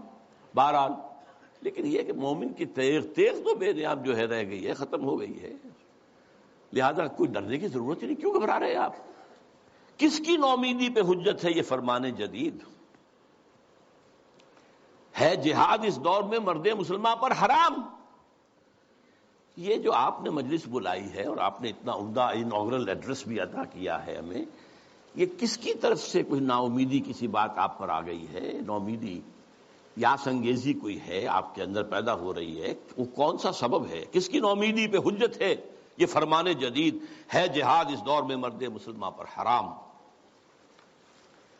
دوسرا بشیر بولتا ہے خیر ہے سلطانی جمہور کا غوغا کے شر، تو جہاں کے تازہ فتنوں سے نہیں ہے باخبر۔ یہ پہلے مشیر کو مخاطب کر کے کہہ رہا ہے تم واقف نہیں ہو دنیا میں جو نئے نئے فتنے اٹھ گئے ہیں، ابلیسیت کو چیلنج کرنے کے لیے بڑی چیزیں آ گئی ہیں۔ اب یہ سلطانی جمہور کا زمانہ آ رہا ہے، ہم نے تو ملوکیت بنائی تھی، بادشاہت بنائی تھی، امپیریلزم بنائی تھی، یہ کیا ہوا ہے؟ یہ بادشاہت ختم ہو رہی ہے، یہ فرینچ ریولوشن آ چکا ہے، یہ کیا ہو رہا ہے؟ سلطانی جمہور، خیر ہے سلطانی جمہور کا غوغا کے شر، تو جہاں کے سارا فتنوں سے نہیں ہے باخبر۔ اس کے جواب میں پہلا مرشد جو کچھ کہہ رہا ہے، میں سمجھتا ہوں یہ ماسٹر پیس ہے اس نظم کا حصہ۔ میں ہوں باخبر، میں جانتا ہوں، مجھے بے خبر نہ سمجھو، ہوں مگر میری جہاں بینی بتاتی ہے مجھے، میں یہ پوری دنیا کو میں نے دیکھا بھالا ہے، سمجھا ہے، سمجھایا ہے، وہ مجھے بتاتی ہے جو ملوکیت کا ایک پردہ ہو کیا اس سے خطر۔ یہ تو ملوکیت کا ایک پردہ ہے، یہ جمہور کی حاکمیت وہی گند ہے، وہی شرک ہے، وہی کفر ہے، وہی خباثت ہے، وہی غلاظت ہے جو ایک فرد کی حاکمیت۔ کیا فرق پڑا؟ Why do you fear? ہمیں کون چیلنج کر رہا ہے اس میں؟ کسی نے خدا کی بات کی ہے؟ ہوں مگر میری جہاں بینی بتاتی ہے مجھے جو ملوکیت کا ایک پردہ ہو کیا اس سے خطر۔ ہم نے خود شاہی کو پہنایا ہے جمہوری لباس، جب ذرا آدم ہوا ہے خود شناس و خود نگر۔ یہ تو ہم نے خود بادشاہت کو یہ جمہوری لبادہ اڑا دیا ہے، اس لیے کہ اب انسان ذرا خود شناس ہو گیا ہے، کچھ اپنی حیثیت بھی سمجھنے لگا ہے، سیلف امپورٹنس، سیلف کانشسنس، خود نگر، اپنے حقوق کی بھی نگرانی چاہتا ہے، میں بھی کچھ ہوں، صرف بادشاہی تو نہیں ہے۔ اچھا بھائی لڑو، ایک لبادہ اڑا دو، سب کے سروں کے اوپر وہ گندگی تھوڑی تھوڑی بانٹ کے رکھ دو۔ اور یہ ذہن میں رکھ لیجئے، علامہ اقبال کا یہ ویژن بہت گہرا ہے اور بہت عمدہ ہے۔ ہر کجا بینی جہان رنگ و بو، کہ از خاکش بروید آرزو، یا ز نور مصطفیٰ اورا بہاست، یا ہنوز اندر تلاش مصطفیٰست۔ دنیا میں جہاں کہیں بھی تمہیں کوئی نور نظر آئے گا، کوئی خیر، کوئی بھلائی کی بات، جس سے کوئی آرزو جو ہے، وہ جو کہا تھا کہ آرزو اول تو پیدا ہو نہیں سکتی کہیں، وہ آرزو امنگ پیدا ہو انسان کے اندر، یا تو نور مصطفیٰ کا ظہور ہو رہا ہے، یہ وہی روشنی ہے جو مصطفیٰ نے دی تھی صلی اللہ علیہ وسلم، یا ابھی انسان اسی نور مصطفیٰ کی تلاش میں جا رہا ہے۔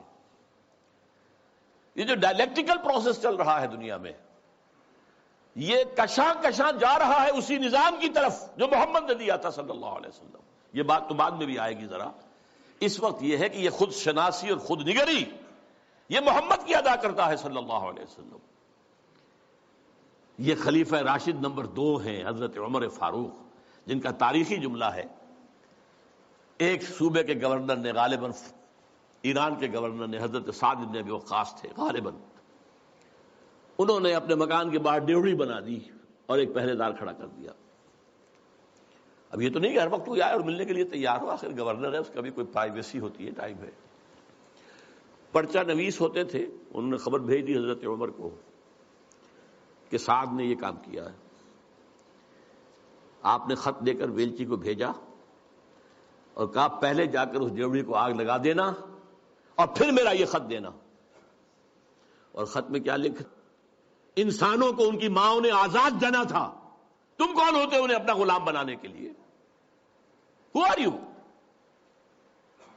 تم نے انہیں اپنا غلام بنا لیا۔ یہ حریت جس کا لوہا مانا ہے ایچ جی ویلز نے، اس نے کوٹ کیا ہے، لا فضل لعربی علی عجمی ولا لعجمی علی عربی ولا لاسود علی احمر ولا لاحمر علی اسود الا بالتقوی۔ کسی عرب کو کسی اجمی پر فضیلت نہیں، کسی اجمی کو کسی عرب پر فضیلت نہیں، کسی گورے کو کسی کالے پر نہیں، کسی کالے کو کسی گورے پر نہیں، سوائے تقوی کے۔ یہ کوٹ کر کے کہتا، although The sermons of human fraternity, freedom and equality were said before also. And we find a lot of such sermons in Jesus of Nazareth.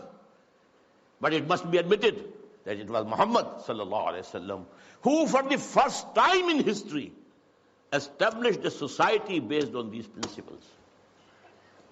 یہ ہے حریت. تو کہتے ہیں ہم نے خود شاہی کو پہنایا ہے جمہوری لباس. جب ذرا آدم ہوا ہے خود شناس و خود نگر. یہ خود شناسی اور خود نگری محمد کی عطا کردہ ہے صلی اللہ علیہ وسلم. کاروبار شہریاری کی حقیقت اور ہے. یہ وجود میر و سلطان پر نہیں ہے منحصر. یہ بادشاہ ہو ایک بیٹھا ہوا, اس کی کوئی جو ہے میر ہو سلطان ہو, نہیں. کاروبار شہریاری جو ہے حکومت اور ملوکیت کی اس اصل حقیقت کچھ اور ہے. وہ کیا ہے اگلے شعر میں بیان ہو رہی ہے. مجلس ملت ہو یا پرویز کا دربار ہو. مجلس ملت کانگریس, نیشنل کانگریس, پرویز کا دربار شہنشاہ کا دربار. وہ جمہوریت اور یہ ملوکیت. مجلس ملت ہو یا پرویز کا دربار ہو, ہے وہ سلطان غیر کی کھیتی پہ ہو جس کی نظر. بادشاہ تو وہ ہوتا ہے جو غیر کی کھیتیوں کے اوپر ڈر ڈال کر وہاں سے کھینچ لینا چاہتا ہو, وہاں ان کو لوٹنا چاہتا ہے.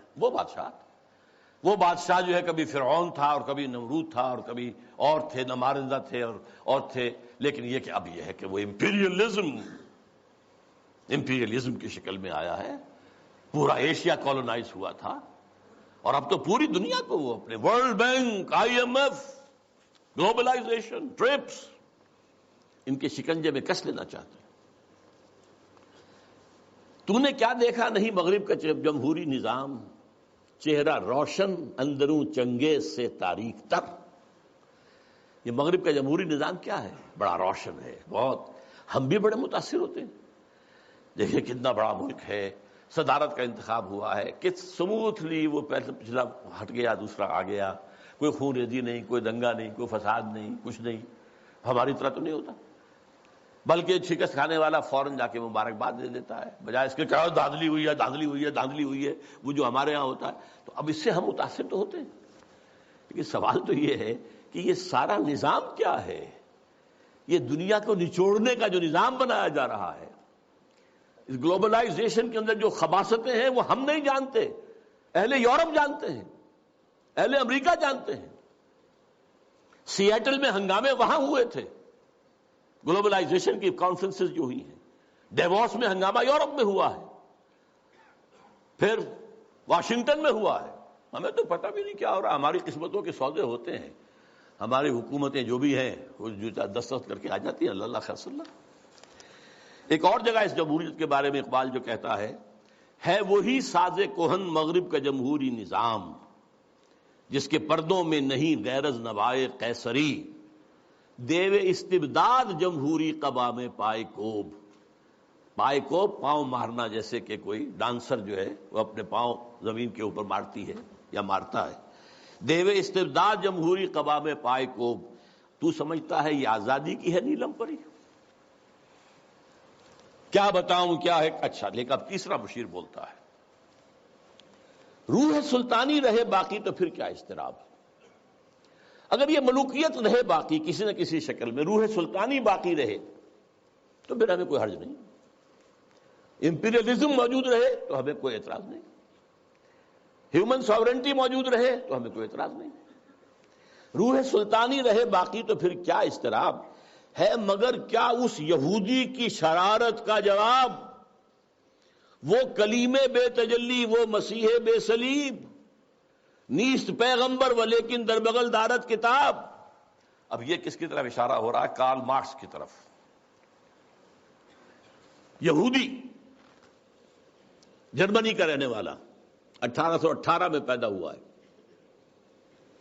اس کے دماغ میں وہ سب کمیونزم سوشلزم کے جو خیالات تھے ان کی بنا پر جرمنی والوں نے نکال دیا جلا وطن. فرانس میں جا کر ڈیرا لگایا, وہاں بیٹھ گیا, وہاں سے بھی نکالا گیا. انگلینڈ گیا, انگلینڈ ایسے سب کو بگڑے تگڑوں کو سب کو پناہ دیتا ہے. وہاں وہ داس کیپیٹال کی تکمیل ہوئی ہے جس کی بنیاد پر پھر یہ کہ انقلاب آیا, بولشوک ریولوشن رشیا کے اندر. وہ کہتا ہے کہ یہ تو ایک نیا انقلاب آ رہا ہے, یہ سرمایہ داری کی جڑ کٹ جائے گی، نظام بدل جائے گا۔ ہم نے جو بھی شیطنت کے پنجے جس طرح کا شکل میں گاڑے ہیں، ان میں سے ایک بڑا پنجہ وہ بھی ہے۔ مگر کیا اس یہودی کی شرارت کا جواب؟ وہ کلیم بے تجلی، وہ مسیح بے صلیب، نیست پیغمبر ولیکن در بغل دارت کتاب، داس کیپیٹال، ایک کتاب تو اس کے اندر ہے۔ واقعتاً اس کتاب میں بہت تاثیر تھی، اس میں کوئی شک نہیں۔ اس کتاب نے ذہنوں کو مسخر کیا ہے، کیپچر کیا ہے، موٹیویٹ کیا ہے۔ نیست پیغمبر ولیکن در بغل دارت کتاب، کیا بتاؤں کیا ہے کافر کی نگاہ پردسوز، مشرق و مغرب کی قوموں کے لیے روز حساب، اس سے بڑھ کر اور کیا ہوگا طبیعت کا فساد، توڑ دی بندوں نے آقاؤں کے خیموں کی تناب۔ یہ تو دنیا زیر و زبر ہو رہی ہے۔ یہ آقا اور یہ جو بندے تھے جن کو تقدیر کا سبق ہم نے سکھا رکھا تھا، جن کو وہ بھی جو اپنے حالات کے اندر جو تھے وہ مست تھے، یہ اٹھ کھڑے ہوئے ہیں، فساد برپا کر دیا ہے، آقاؤں کے خیموں کی تنابیں توڑ رہے ہیں۔ تو اس کا کیا جواب ہے؟ یہ تو ایک بہت بڑا فتنہ ہے جو ہمارے لیے، ابلیسیت کے لیے۔ اب ایک چوتھے بشیر صاحب آتے ہیں درمیان میں، توڑ اس کا رومت الکبریٰ کے ایوانوں میں دیکھ، آل سیزر کو دکھایا ہم نے پھر سیزر کا خواب۔ رومت الکبریٰ، Rome, the great Rome, the great Roman empire, اور خاص طور پہ سیزر کا زمانہ۔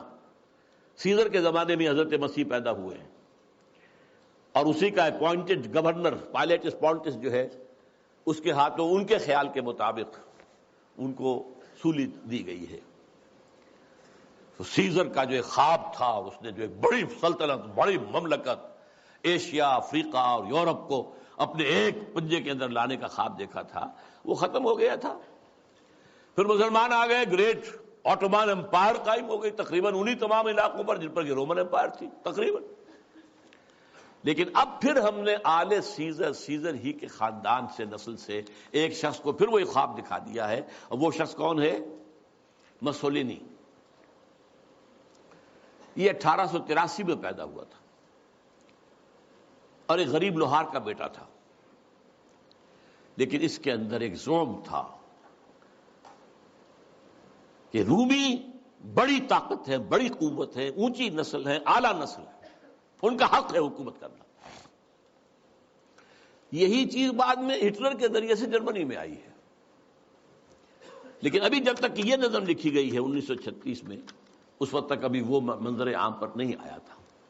لیکن سبق ایک تھا، فاشزم، چاہے وہ مسولینی کا ہو اور چاہے وہ نازیزم ہے جرمنی کا، ایک قوم، ایک نسل، لہذا ایک بڑی عظیم مملکت بنانے کا اس نے خواب دیکھا۔ شمالی افریقہ کے کئی ممالک فتح کر لیے، اس پہ بڑے بڑے اعتراض کیے یورپ والوں نے بھی، وہ تو میں بعد میں آپ کو بتاؤں گا۔ لیکن یہ ہے کہ یہ چوتھے بشیر نے کہا کہ ہم نے توڑ پیدا کر دیا ہے، کمیونزم کا راستہ روکنے کے لیے یہ فاشزم آ گیا ہے، تم گھبراؤ نہیں۔ توڑ اس کا رومت الکبریٰ کے ایوانوں میں دیکھ، آل سیزر کو دکھایا ہم نے پھر سیزر کا خواب، کون بحر روم کی موجوں سے ہے لپٹا ہوا، گاہ بالت چوں سنوبر گاہ نالت چوں رباب۔ یہ کون ہے جو بحر روم کی موجوں سے لپٹا ہوا؟ بہت بڑا اس نے بحری بیڑا بنایا تھا۔ شمالی افریقہ کو فتح کرنے کے لیے بحری بیڑے کی ضرورت تھی۔ اٹلی، آخر اسی نے تو فتح کیا تھا لیبیا کو، پھر وہ حبشہ کی طرف آیا، ایریٹریا کی طرف آیا، بڑھ رہا تھا۔ اس پر جب اعتراض ہو رہا تھا، اگرچہ اس کو تو قتل کر دیا اسی کے جو لوگ تھے اس کی پارٹی کے 1945 میں، لیکن بہرحال وہ ایک فلسفہ دے گیا تھا۔ اقبال کی ایک اور نظم ہے، وہ میں تیزی سے آپ کو پڑھ کر سنا دیتا ہوں۔ جب ویسٹ میں بہت تنقید ہوئی مسولینی پر، تو جواب میں وہ کہتے ہیں، علامہ اقبال کہتے ہیں مسولینی کی زبان سے، یا مسولینی کہتا ہے علامہ اقبال کی زبان سے، کیا زمانے سے نرالا ہے مسولینی کا جرم؟ بے محل بگڑا ہے معصومان یورپ کا مزاج۔ یہ معصوم بیٹھے ہوئے انگریز اور یہ فرانسیسی، یہ بڑے معصوم قوم ہے، یہ کہتے ہیں کہ یہ کیا کر رہا ہے مسولینی، یہ کیا جو ہے خون ریزی کر رہا ہے۔ کیا زمانے سے نرالا ہے مسولینی کا جرم؟ بے محل بگڑا ہے معصومان یورپ کا مزاج، ہے میں پھٹکتا ہوں تو چھلنی کو برا لگتا ہے. کیوں؟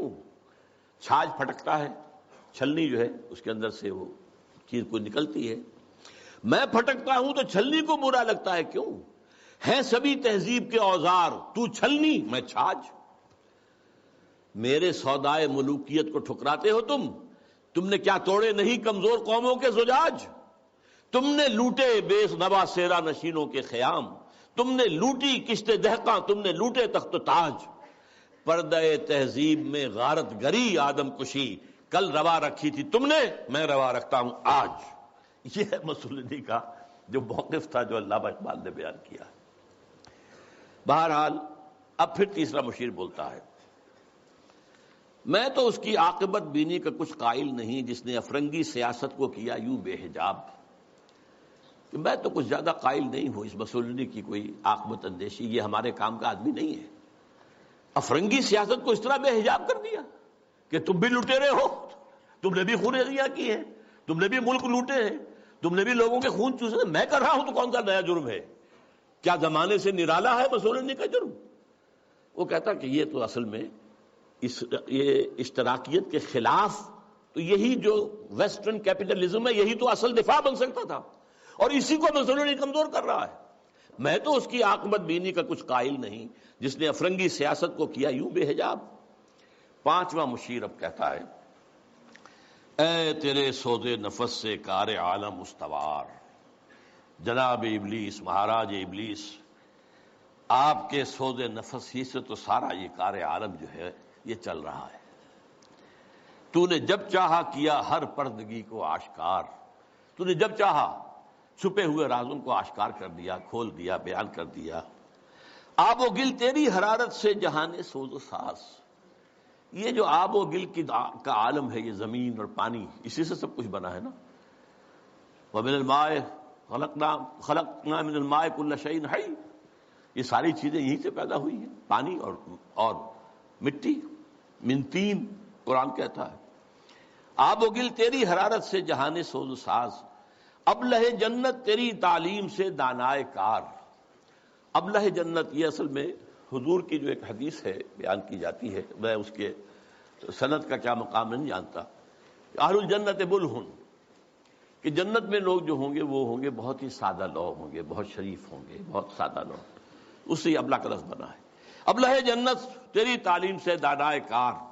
یہ انسان جو ہے یہ تیری ہی تعلیم سے بڑے بڑے فلسفی بن کر ابھر آئے ہیں. تجھ سے بڑھ کر فطرت آدم کا وہ محرم نہیں، سادہ دل بندوں میں جو مشہور ہے پروردگار. خود وہ پیدا کرنے والا بھی آدمی کی فطرت سے اتنا واقف نہیں جتنا آپ ہیں. کام تھا جن کا فقط تقدیس و تسبیح و طواف، تیری غیرت سے ابد تک سرنگون و شمسار. یہ جو فرشتے جو تھے، یہ جو سارا ان کا کام ہی جو تھا ہمیشہ کے لیے تقدیس و تسبیح و طواف جو ہے، اب یہ تیری غیرت کی وجہ سے ابد تک سرنگون و شمس. ایک نظم ہے بال جبریل کے اندر اقبال کی کہ حضرت جبریل کہتے ہیں، ہمدم دیرینا کیسا ہے جہان رنگ و بو. اور ابلیس کہتا ہے سوز و ساز و درد و داغ و جستجو و آرزو. پھر حضرت جبرائیل کہتے ہیں ہر گھڑی افلاک میں رہتی ہے تیری گفتگو، کیا نہیں ممکن کہ تیرا چاک دامن ہو رفو.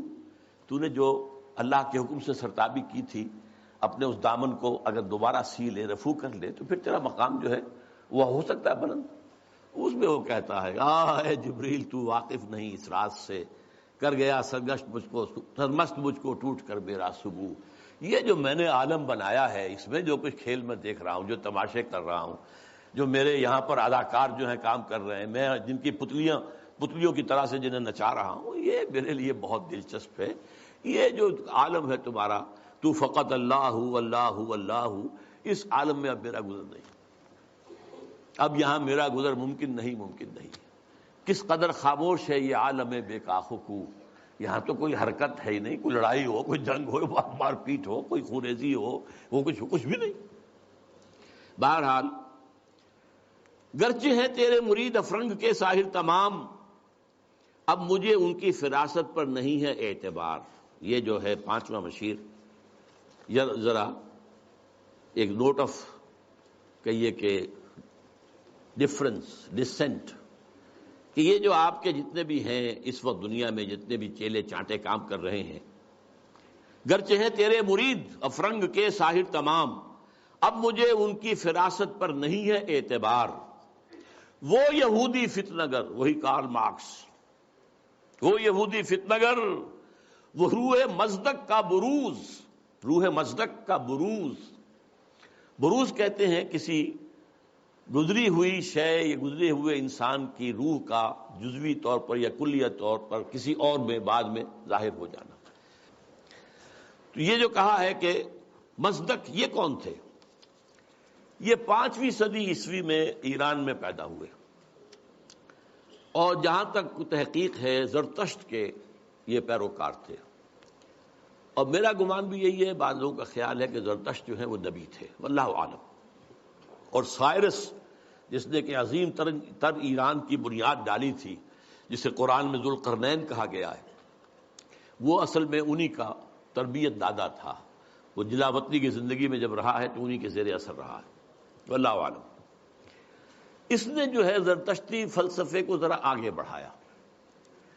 زرتشتی فلسفہ جو دنیا میں اب ہے، ہمیں نہیں معلوم انہوں نے کیا کہا تھا، جیسے کہ ایک کرسچینٹی اب ہے، حضرت مسیح نے اصلاً کیا کہا تھا، وہ تو اگر قرآن نہ ہوتا تو ہمیں کیسے معلوم ہوتا۔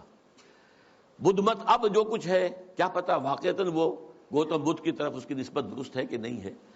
اس طرح زرتشت کی طرف جو نسبت ہے، 2 خدا ہیں، ایک نیکی کا خدا ہے یزداں، خدا خیر، اور ایک بدی کا خدا ہے اہرمن، خدا شر۔ البتہ اس کے اوپر بھی ایک خدا کو مانتا ہے، خدائے گاں، یعنی ان دونوں خداؤں پر بھی ایک خدا ہے۔ یہ وہی ہے معاملہ کہ ہر جو مشرکانہ نظام ہوتا ہے اس میں ایک بڑے خدا کو مان کر اس کے نیچے چھوٹے چھوٹے خدا کو مانا جاتا ہے، لیکن بڑے خدا کو مانتے ہیں۔ اللہ عرب میں ایک ہی تھا، آلہہ بے شمار تھے، اللہ ایک۔ یورپ میں چاہے وہ گریک سویلائزیشن تھی یا رومن، کیپٹل جی سے لکھے جانے والا گاڈ وہ ایک ہی تھا، اومنی پوٹنٹ، اومنیشینٹ، اومنی پریزنٹ، علی کل شیء قدیر، بکل شیء علیم، اور جہاں ہر جگہ موجود۔ لیکن نیچے گاڈز اینڈ گاڈیسز جو ہیں وہ چھوٹے جی سے لکھی جائے گی، گاڈز اینڈ گاڈیسز، یہ بے شمار ہے۔ ہندوستان میں اسی طریقے سے یہاں پر بھی دیوی دیوتا بہت، لیکن مہادیو ایک ہی ہے۔ بہرحال وہ اس نے مصدق نے اس فلسفے کو آگے بڑھایا کہ دنیا میں جتنا شر ہے، حسد ہے، کینہ ہے، بغض ہے، غضب ہے، نفرت ہے، لڑائیاں ہیں، دنگے ہیں، فساد ہیں، خون ریزیاں ہیں، یہ سب عدم مساوات کی وجہ سے ہے۔ مساوات اگر قائم کر دی جائے تو یہ ختم ہو جائے گا۔ لہذا زر، زن، زمین، 3 چیزیں زیر سے شروع ہوتی ہیں، یہ تینوں، زر، زن، زمین، ان کو سب انسانوں میں برابر تقسیم ہو جانا چاہیے۔ یہ فلسفہ ہے جو سب سے پہلے دنیا میں اس طرف آیا ہے، جدھر پھر ایک چھلانگ جو ہے وہ پھر کارل مارکس نے لگائی ہے، لیکن ابتدا کا فلسفہ یہ تھا مصدق۔ 548 عیسوی میں نوشیروان عادل نے اسے قتل کر دیا، اور اس کے بعد مصدقی فرقہ جو اس کا تھا، جتنے بھی پیروکار تھے، ان سب کو بھی تہہ تیغ کر دیا گیا، تو بات ختم ہو گئی۔ تو یہاں پر جو ہے وہ مشیر جو کہہ رہا ہے 5واں، علامہ اقبال کہہ رہے ہیں اس کی زبان سے کہ وہ یہودی فتنہ گر، وہ روح مصدق کا بروز، ہر قبا ہونے کو ہے اس کے جنوں سے تار تار، زاغ دشتی ہو رہا ہے ہم سر شاہین و چرغ۔ یہ جنگلی کوے جو ہے یہ شاہین اور شکروں کے برابر ہو رہے ہیں، کاشتکار زمیندار کے برابر ہو جائے گا، مزدور کارخانے دار کے برابر ہو جائے گا۔ کیا ہونے چلا ہے، کیا ہو رہا ہے، کیا قیامت آ رہی ہے؟ ہماری ابلیسیت کو تو بہت بڑا خطرہ جو ہے ہو چکا ہے لاحق۔ اور یہ اچھی طرح جان لیجئے، یہ صورت اتنی خوفناک تھی کہ پچھلی صدی کے وسط میں، مڈ 50s میں، ویسٹرن بلاک کانپ رہا تھا کمیونزم کی پیش رفت سے، جس آگ، جنگل کی آگ کی طرح بڑھ رہا تھا کمیونزم۔ سن 1917 کا جو ریولوشن تھا، کیسے کیسے چھلانگیں لگائیں، لیٹن امریکہ میں پہنچ گیا، مڈل امریکہ، کیوبا کے اندر موجود ہے، آج بھی موجود ہے، چائنا میں آ گیا، ہندوستان میں کمیونسٹ پارٹی بن گئی. یہ جو طوفان آ رہا تھا. اور اس سے بھی بڑھ کر بات کیا تھی؟ رشیا جو ہے وہ اسپیس کانکویسٹ کے اندر آگے نکل گیا تھا. سب سے پہلا سپوٹنک جو ہے وہ رشیا نے پھینکا ہے فضا کے اندر، خلا کے اندر. تو کانپ رہے تھے. اس کے بعد انہوں نے یہ سیٹو بنائی اور سینٹو بنائی اور کیا اور بنایا، اور نیٹو بنائی سب سے بڑی. یہ سب اس کو کسی طریقے سے.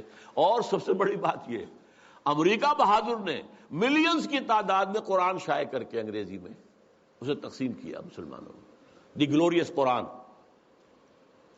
اور گیتا لاکھوں کی تعداد میں شائع امریکہ کر رہا، عیسائی، تاکہ بابا تم اپنے مذہب پر جمے رہو. یہ بے خدا ہے، یہ جو کمیونزم ہے یہ تو بالکل ہی مرید ہے. ہم تو پھر بھی اب خدا کو تو مانتے ہیں نا بھائی. تمہارا نظام ہم نہیں مانتے، تمہارے رسول کو ہم نے نہیں مانا، خدا کو تو مانتے ہیں نا. کم سے کم ہمارا جو ہے یہ خیال کرو، ہمارا ساتھ دو اس کے مقابلے میں. Containment of Russia policy.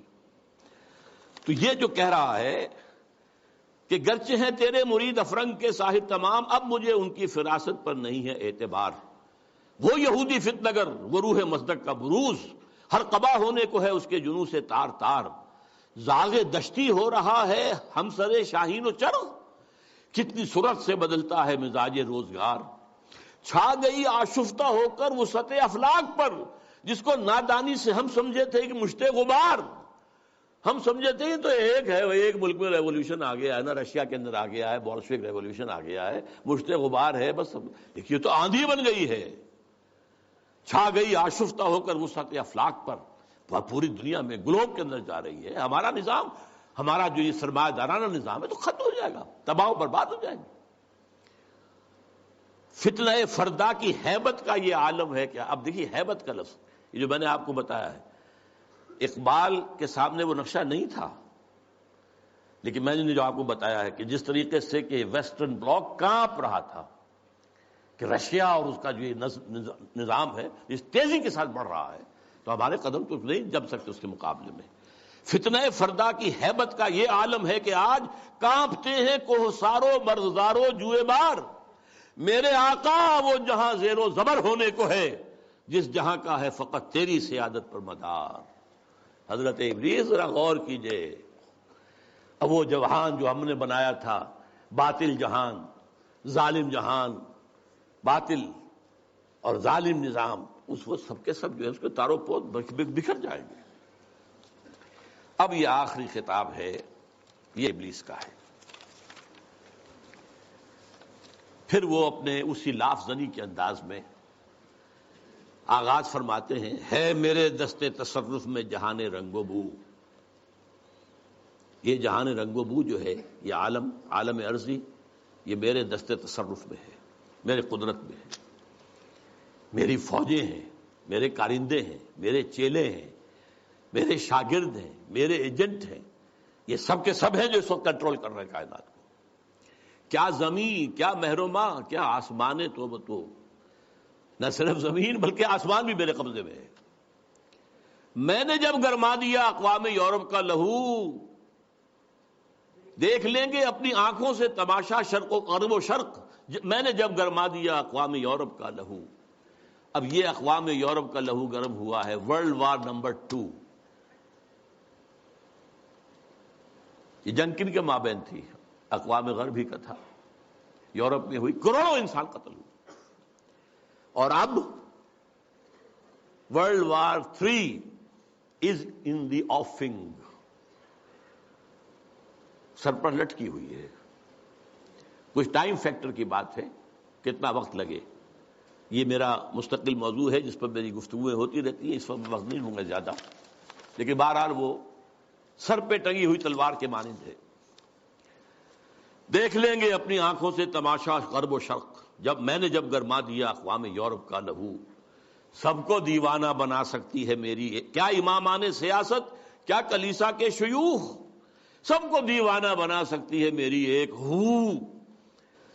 کارگاہ شیشہ جو ناداں سمجھتا ہے اسے توڑ کر دیکھے تو اس تہذیب کے جام و صبو. ذرا دیکھے تو صحیح، اس تہذیب کو کون توڑ سکتا ہے؟ اس کے جام و صبو کون توڑ سکتا ہے؟ آئے کوئی میدان میں توڑے اسے. وہ تہذیب جس کا اس وقت کے دہائی دے رہا ہے Bush, our way of life, our civilization. یہ اسلامک فنڈامنٹلزم سے اس کو خطرہ ہے.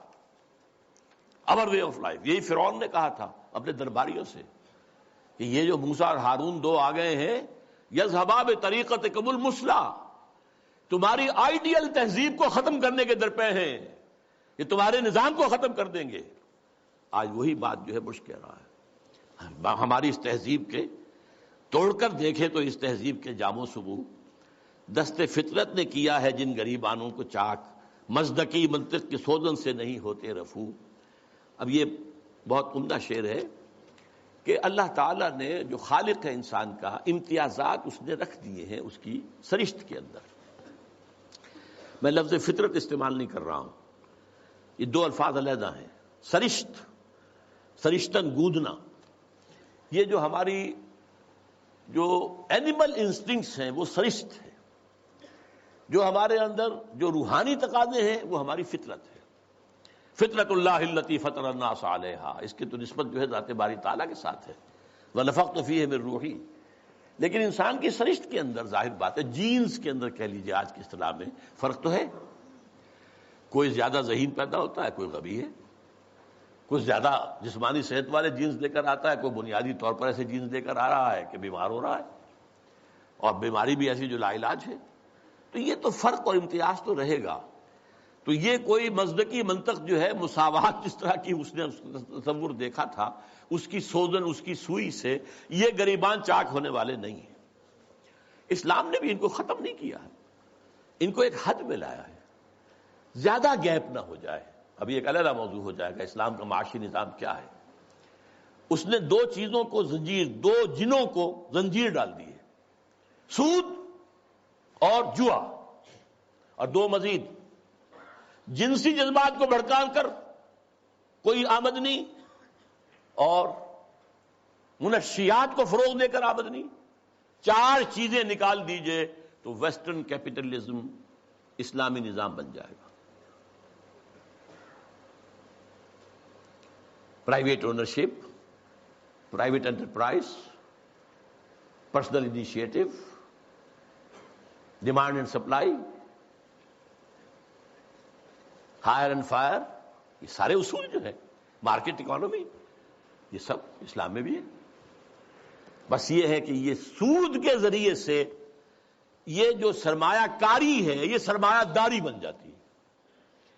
جیسے وہ آکاش بیل ہوتی ہے، درخت کے اوپر چھا گئی اور اس پورے درخت کی جو جتنی بھی اس کے اندر توانائی تھی کھینچ لیا اس کو، اس نے وہ پھر سرمایہ داری بن جاتی. جوا، سٹاک ایکسچینج، ایک ہینڈل جو ہے ادھر سے ادھر کیا اور کریش ہو رہا ہے، مارکیٹ کریش ہو رہی ہے، بلینز اینڈ بلینز گون، اور وہ صرف ایک لیور کو کھینچنے کی بات ہے.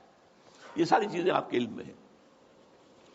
دست فطرت نے کیا ہے جن غریبانوں کو چاک، مزدقی منطق کی سوزن سے نہیں ہوتے رفو. کب ڈرا سکتے ہیں مجھ کو اشتراکی کوچہ گرد،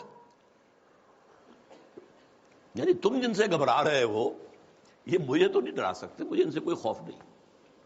یہ پریشاں روزگار آشفتہ مغز آشفتہ ہوں، یہ تو دیوانے قسم کے کچھ لوگ ہیں، ان کے خیالات بھی دیوانگی کے ہیں.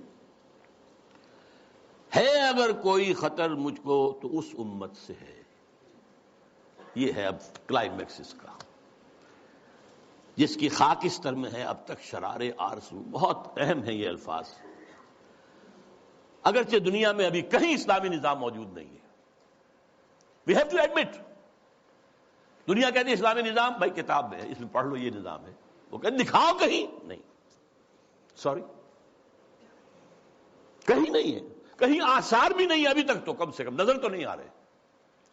لیکن اس کی نگاہ دیکھ رہی تھی جبریل، اس ابلیس کی 80 برس پہلے، اور آج وہی ویژن ویسٹ کو حاصل ہو چکا ہے. اس کی خاکستر میں ہے اب تک شرار آرزو. خاکستر ایک اگر انگارہ ہے، انگارے کے اوپر راکھ آ جاتی ہے تو آگ تو نظر نہیں آتی، تو راکھ ہے. کہیں اب آپ اسے اٹھائیں گے اور وہ اگر راکھ نکل گئی پھر پتہ چلے گا اندر کیا ہے. یہ وہ دیکھ رہا ہے. اس امت کی خاکستر میں شرار آرزو موجود ہے اگر مجھ کو خطر کوئی تو اس امت سے ہے جس کی خاکستر میں ہے اب تک شرار آرزو. یہ شرار آرزو پیدا کب ہوا یہ بھی سمجھ لیجئے. ویسٹرن کلونیلزم کا بستر جب طے ہوا، وہ نئی بساط بچھانی ہے اس کے بعد ہی. جیسے ہی ویسٹرن کلونیلزم گیا ہے، ورلڈ بینک صاحب تشریف لے آئے، اسی وقت قائم ہوئے ہیں مالیاتی استعمار کا آغاز. لیکن جب یہ طے ہوا، اب ہم مسلمان بھی آزاد ہو گئے، تو خیال آیا جیسے کسی بے ہوش سے ہوش میں آنے کے بعد یاد آتا ہے میں کیا تھا، ہم کیا تھے، ہمارا بھی تو ایک نظام تھا، کم سے کم یہ کہ ہمارے بھی کچھ قوانین تھے، کچھ تعزیرات تھیں، کچھ حدود تھے، کچھ سزائیں تھیں، کوئی فیملی لاز تھے، کوئی ہمارے جو قانون وراثت تھا، ہماری تہذیب تھی، ہمارے ہاں کی وہ شرم اور عفت والی جو ہے ایک معاشرت تھی، وہ یاد آئی اور ایک خواہش دل میں انگڑائیاں لینے لگی. And this was a universal phenomenon from Indonesia till Mauritania. Masjumi party, Jamaat Islami, خاکسار، اسلام کے غلبے کے لیے فدائیین ایران میں، مسجوبی پارٹی انڈونیشیا میں، الاخوان المسلمون مصر میں، عباد الرحمان لبنان میں، سعید نورسی ترکی میں، وغیرہ وغیرہ وغیرہ. یہ سب تحریک ایک ہے. نعیم صدیقی مرحوم نے ایک نظم بھی کہی تھی، مجھے اب وہ یاد تو نہیں ہے ایک ہی جذبہ، کہیں اونچا کہیں مدھم. یہ ایک ہی جذبہ ہے، یہ سارا کا سارا. نام اور ہے، وہ اخوان ہے، یہ جماعت اسلامی ہے، یہ خاکسار ہیں. خاکسار بھی ایک وقت میں بڑے زور شور سے اٹھے تھے. بہرحال یہ جذبہ جو ہے اس وقت سے ہے، لیکن افسوس یہ جذبہ دو چیزوں میں ٹھوکر کھا گیا. ایک تو اس نے یہ سپوز کر لیا جب ہم مسلمان ہیں تو ایمان تو ہمارے اندر ہے، بس یہ سب سے بڑی غلط. ایمان نہیں ہے بھائی، یہ ایک موروثی عقیدہ ہے، اٹس ناٹ ایمان. ایمان وہ ہوتا ہے جو پرسنل کنوکشن کی شکل اختیار کرے. یقین پیدا کرے، ناداں یقین سے ہاتھ آتی ہے وہ درویشی کے جس کے سامنے جھکتی ہے فغفوری. You start with this that we are Muslims, so that we are Momins. اب بس صرف عبارت بنانی ہے، اللہ اللہ غلط. اصل میں تو ایمان کی دوبارہ تجدید بنیاد ہے اس کام کی. اور نمبر دو یہ کہ انہوں نے سوچا کہ دنیا میں اور جس طریقے سے چیزیں چلتی ہیں ایسے ہی ہم بھی کہیں الیکشن میں حصہ لے کر لیں، کہیں کچھ اور کام کر لیں، کہیں کوئی فوجی بغاوت سے کر لیں. نہیں بھائی، اس سے نہیں ہوگا. اس کا طریقہ وہی ہوگا جو محمد الرسول اللہ کا تھا صلی اللہ علیہ وسلم. پوری انسانی زندگی میں ایک ہی مرتبہ، اور تمام انبیاء اور رسول کی جماعت میں سے صرف ایک ہی شخص کے ہاتھوں وہ انقلاب برپا ہوا تھا اور کسی کے ہاتھوں نہیں ہوا، اور وہ ہے محمد صلی اللہ علیہ وسلم. وہی اول، وہی آخر. اور اب بھی ہونا ہے، یہ صحیح ہے. ابلیس بھی ٹھیک دیکھ رہا ہے، اور علامہ اقبال نے بھی ٹھیک دیکھا، اور آج بش بھی ٹھیک دیکھ رہا ہے. بلیر اس کا چھوٹا بھائی بھی دیکھ رہا ہے. وہ چونکہ اس نے کہا بلیر نے جو خلافت کا نام لے وہ فنڈامنٹلسٹ ہے، وہ ٹیررسٹ ہے. اور بش نے تو کہہ دیا، یہ کسی مسلمان کو تو میرے علم کی حد تک تو یہ خیال بھی نہیں آیا تھا کہ یہ تو اسپین سے لے کر اور انڈونیشیا تک خلافت قائم کرنا چاہتے. اسپین کا لفظ میں نے تو آج تک نہیں سنا تھا، لیکن خوف دیکھیے، ہیبت، فتنہ فردا کی ہیبت کا یہ عالم ہے کہ آج وہ جو کانپ رہے ہیں کہ یہ خلافت کا نظام نہ آ جائے کہیں. تو وہ خاکستر میں شرار آرزو ہے. اندیشہ یہی ہے کہ کہیں یہ بڑھ کر کوئی بہت بڑے طوفان کی شکل اختیار نہ کر لے. کرتے ہیں اشک سحر گاہی سے جو ظالم وضو، خال خال اس قوم میں اب تک نظر آتے ہیں وہ. کرتے ہیں اشک سحر گاہی سے جو ظالم وضو، جانتا ہے جس پہ روشن باطن ایام ہے، مزدقیت فتنہ فردا نہیں اسلام ہے. اب مجھے ذرا جلدی کرنی ہے، وقت بہت ختم ہو رہا ہے. دیکھیے اب حقیقت بھی نہیں، اس امت کی حالت کیا ہے اس وقت. جانتا ہوں میں یہ امت حامل قرآن نہیں، جانتا ہوں میں یہ امت حامل قرآن نہیں ہے، وہی سرمایہ داری بندہ مومن کا دین. Very better 100% correct. دولت پرستی، مادہ پرستی، یہ ہر ایک کے اندر پلی ہوئی ہے، رگوں کے اندر، دلوں کی گہرائیوں میں اتری ہوئی. جانتا ہوں میں کہ مشرق کی اندھیری رات میں بے ید بیضا ہے پیران حرم کی آستین. پیران حرم جو بیٹھے ہوئے ہیں، وہ جو صوفی و ملا، جو اس کو پہلے کہہ چکا ہے، صوفی ملا ملوکیت کے بندے ہیں تمام، ان کی آستین میں ید بیضا نہیں ہے. حضرت موسیٰ کے آستین میں سے ہاتھ نکلتا تھا تو وہ چمکتا ہوا ہوتا تھا، دمکتا ہوا سورج کی طرح. وہ نہیں ہے. بے ید بیضا ہے پیران حرم کی آستین، عصر حاضر کے تقاضاؤں سے ہے لیکن یہ خوف، ہو نہ جائے آشکارا شرع پیغمبر کہیں. یہ اہم ترین شعر ہے اس نظم کا. میں نے آپ سے کہا تھا اقبال کے وہ دو اشعار، ہر کجا بینی جہان رنگ و بو، کہ از خاکش بروید آرزو، یا ز نور مصطفیٰ اورا بہاست، یا ہنوز اندر تلاش مصطفیٰ است. یہ جو ڈائلیکٹیکل پروسیس چل رہا ہے ہسٹری کا، یہ اصل میں کیا جا رہا ہے؟ ایک چیز پیدا ہوئی، اس کا رد عمل پیدا ہوا، اس کے بعد ان دونوں میں تصادم ہوا، پھر دونوں سے ایک مل کر ایک نظام وجود میں آ گیا. پھر اس کے اندر جو خرابی ہے وہ ظاہر ہوئی، اس نے اپنے رد عمل کو جنم دیا. Thesis, anti thesis, synthesis. یہ سنتھیسس پھر تھیسس بن گیا، پھر اینٹی تھیسس، پھر سنتھیسس. واقعہ یہ ہے کہ نوع انسانی رفتہ رفتہ جا رہی ہے اس ڈائلیکٹیکل پروسیس کے تحت بھی اسی نظام کی طرف جو محمد نے عطا کیا صلی اللہ علیہ وسلم. وہ کہتا ہے اس سے خوف ہے مجھے، امت میں دم نہیں ہے. اس کا قول ہے یہ، اللہ کرے گا اس امت میں جہاں پیدا ہو جائے گی. لیکن کہہ وہی رہا کہ میں جانتا ہوں میں یہ امت حامل قرآن نہیں ہے، وہی سرمایہ داری بندہ مومن کا دین.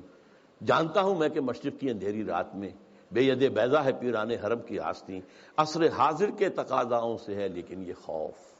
دیکھیے ملوکیت، امپیریلزم، شہنشاہیت کے جواب میں، رد عمل میں انقلاب آیا فرانس کا، جمہوریت آ گئی. جمہوریت کیونکہ اللہ کی ہدایت سے تو مستفید نہیں ہے، یہ تو مادہ، اندھا مادہ جو ہے وہ ایکشن پیدا کر رہا ہے. اس کے اندر وہ جو دولت پرستی تھی، سود رہا، پھر انڈسٹریل ریولوشن آ گیا تو وہ سرمایہ داری بن گئی. ایک لعنت سے چھٹکارا پایا، دوسری لعنت میں گرفتار. فیوڈل لارڈ سے آزاد ہوئے، کارخانے دار اس کے غلام ہو گئے. اس کے رد عمل میں کمیونزم آیا، ایک پارٹی ڈکٹیٹرشپ آ گئی. اب وہ بھی ختم ہوا، اب کہاں آئے گا؟ اب انسان دو راہ پر کھڑا ہے، کہاں جائے گا؟ فوکویاما کہتا ہے اینڈ آف ہسٹری. تاریخ انسانی کے اندر جو سب سے اونچا مقام ہو سکتا تھا ہم حاصل کر چکے. کمیونزم کا خاتمہ ہو گیا، اب کوئی نظام ہمارے مد مقابل آ ہی نہیں سکتا. اس کا ایک جواب لکھا ہے تو ہمارے پاکستان کے ہی عابد اللہ جان، اینڈ آف ہسٹری کی جواب میں اینڈ آف ڈیموکریسی کتاب لکھی ہے. مغربی جمہوریت ختم ہو گئی ہے، مغربی جمہوریت ختم ہو گئی ہے. اس کے دلائل، اس کے شواہد تفصیل کے ساتھ اس کی کتاب کو پڑھیے. اور اب اسلام جو آئے گا، سنتھیسس ہوگا، اب وہ ہوگا اسلامی جمہوریت، اسلامی سوشلزم. سوشلزم میں جو خیر تھا وہ بھی اسلام کے اندر ہے. خیر یہی تھا نا کہ ہر ایک کے لیے بنیادی ضروریات جو ہے فراہم کر دی جائیں. یہ تو اسلام میں ہے. ہم نے نہیں کیا تو ہم مجرم ہم ہیں. اسکینڈینیوین سوشلزم اپنی ٹاپ کے اوپر کھڑا ہوا ہے، لیکن اسلام کا سوشلزم اس سے کہیں آگے جائے گا. جمہوریت ٹاپ کی، جہاں ایک بوڑھی عورت جو ہے وہ ٹوک سکتی ہے امیر المومنین عمر فاروق کو رضی اللہ تعالیٰ عنہ. ایک شخص ان سے احتساب کر سکتا آپ کا کرتا کیسے بنا ہوا یہ بتائیں، کہاں سے آیا کپڑا؟ یہ اس کا خواب وہ تو اسلام میں ہے. لیکن یہاں جیسا کہ میں نے کہا اسلامی جمہوریت ہوگی، اللہ کی حاکمیت کے تحت عوامی خلافت. اسلامی سوشلزم ہوگا، ہر ایک کی بنیادی ضروریات کی کفالت زکوٰۃ کے نظام کے ذریعے سے. یہ نظام ہے. تو عصر حاضر کے تقاضاؤں سے ہے، لیکن یہ خوف ہو نہ جائے آشکارا شرع پیغمبر کہیں، الحذر آئین پیغمبر سے 100 بار الحذر، حافظ ناموس زن مرد آزما مرد آفرین، الحذر، پناہ پناہ آئین پیغمبر صلی اللہ علیہ وسلم۔ یہاں اقبال نے جو کمال دکھایا ہے، دس از دی جسٹ، لب لباب، وہ آئین پیغمبر کیا ہے؟ نمبر 1، حافظ ناموس زن مرد آزما مرد آفرین۔ اس کا جو معاشرتی نظام ہے وہ کیا ہے؟ عورت کی عصمت و عفت کی حفاظت، نمبر 1۔ اس کے لیے 4 پردے دیے اسلام نے، 1 نہیں 4، پورے معاشرے میں ایک پردہ ہو، سیگریگیشن آف دی سیکسز، مردوں کا دائرہ کار علیحدہ ہے، عورتوں کا علیحدہ ہے، مردوں کے اسکول علیحدہ ہے، عورتوں کے علیحدہ ہے، مردوں کی کالج علیحدہ ہے، عورتوں کے علیحدہ ہے، مردوں کے اسپتال علیحدہ ہے، عورتوں کے علیحدہ ہے، سیگریگیشن۔ نمبر 2، گھر کی 4 دیواری کے اندر، یہ نمبر 2 پردہ ہے۔ باہر نکلیں تو برقع لیں یا چادر لیں، چہرہ ڈھانپے، یہ تیسرا پردہ ہے۔ اور گھر کی 4 دیواری کے اندر بدن کو پورے طور پر ڈھانک کر رکھنا، سوائے چہرے کے اور ہاتھ کے اور پاؤں کے، اس کے سوا عورت کے جسم کا کوئی حصہ ماں کا بھی بیٹے کی نگاہ میں نہ آئے، بہن کا بھائی کی نگاہ میں نہ آئے، بیٹی کا باپ کی نگاہ میں نہ آئے، ورنہ کیا نہیں ہو رہا آج؟ انسیسٹ نہیں ہو رہا آج؟ کتنا ہو رہا ہے یورپ میں، اور آپ کے ہاں کتنا کچھ ہو رہا ہے۔ حافظ ناموس زن مرد آزما، مرد کے لیے چیلنج ہے، تمہارا کام ہے، معاش کی پوری ذمہ داری تمہارے سر ہے، عورت کے سر نہیں ہے، اس کی کفالت تمہارے ذمہ ہے، یو ہیو ٹو سپورٹ ہر، اور اولاد کی ساری کفالت تمہارے ذمہ ہے۔ شادی کرو گے، مہر تم دو گے، عورت لے گی، شادی کا خرچہ تم کرو گے، دعوت تم دو گے ولیمے کی، عورت کے والوں کی، لڑکی والوں کی طرف کوئی نہیں۔ This is the challenge to the males, حافظ ناموس زن مرد آزما، چیلنجنگ، اور دفاع جو ہے ملک کا وہ اصل میں تمہاری ذمہ داری ہے۔ یہ ٹھیک ہے کسی آخری وقت میں آ کر اگر ہوم ٹو ہوم فائٹنگ ہو رہی ہو، اسٹریٹ فائٹنگ ہو رہی ہو، عورتیں بھی آئیں میدان میں، ٹھیک ہے، لیکن نہیں، بنیادی طور پر نہیں۔ اسی سے مردانگی پیدا ہوتی ہے۔ نمبر 2، موت کا پیغام ہر نوع غلامی کے لیے، نہ کوئی فخفور و خاکہ، نہ گدائے رہنشین، کوئی غلامی نہیں، کوئی حاکم نہیں، کوئی محکوم نہیں، اللہ حاکم، تم سب محکوم، کونوا عباد اللہ اخوانا، سیاسی سطح پر تم سب برابر ہو، بالکل نو ڈسکریمنیشن۔ کرتا ہے دولت کو ہر آلودگی سے پاک و صاف، دولت کے اندر جو گندگیاں آ جاتی ہیں ان سے پاک و صاف کرتا ہے آئین پیغمبر۔ زکوٰۃ بھی نکالو اس میں سے، صدقات بھی نکالو اس میں سے، پاک کرو اس کو۔ اور منعموں کو مال و دولت کا بناتا ہے امی، یہاں تو منعموں کر کیجئے، جن کو اللہ نے دولت دی ہے، کہتا ہے یہ تمہارا مال نہیں ہے، اللہ کا مال ہے۔ این امانت چند روزہ نزدماست، در حقیقت مالک کی ہر شے خداست۔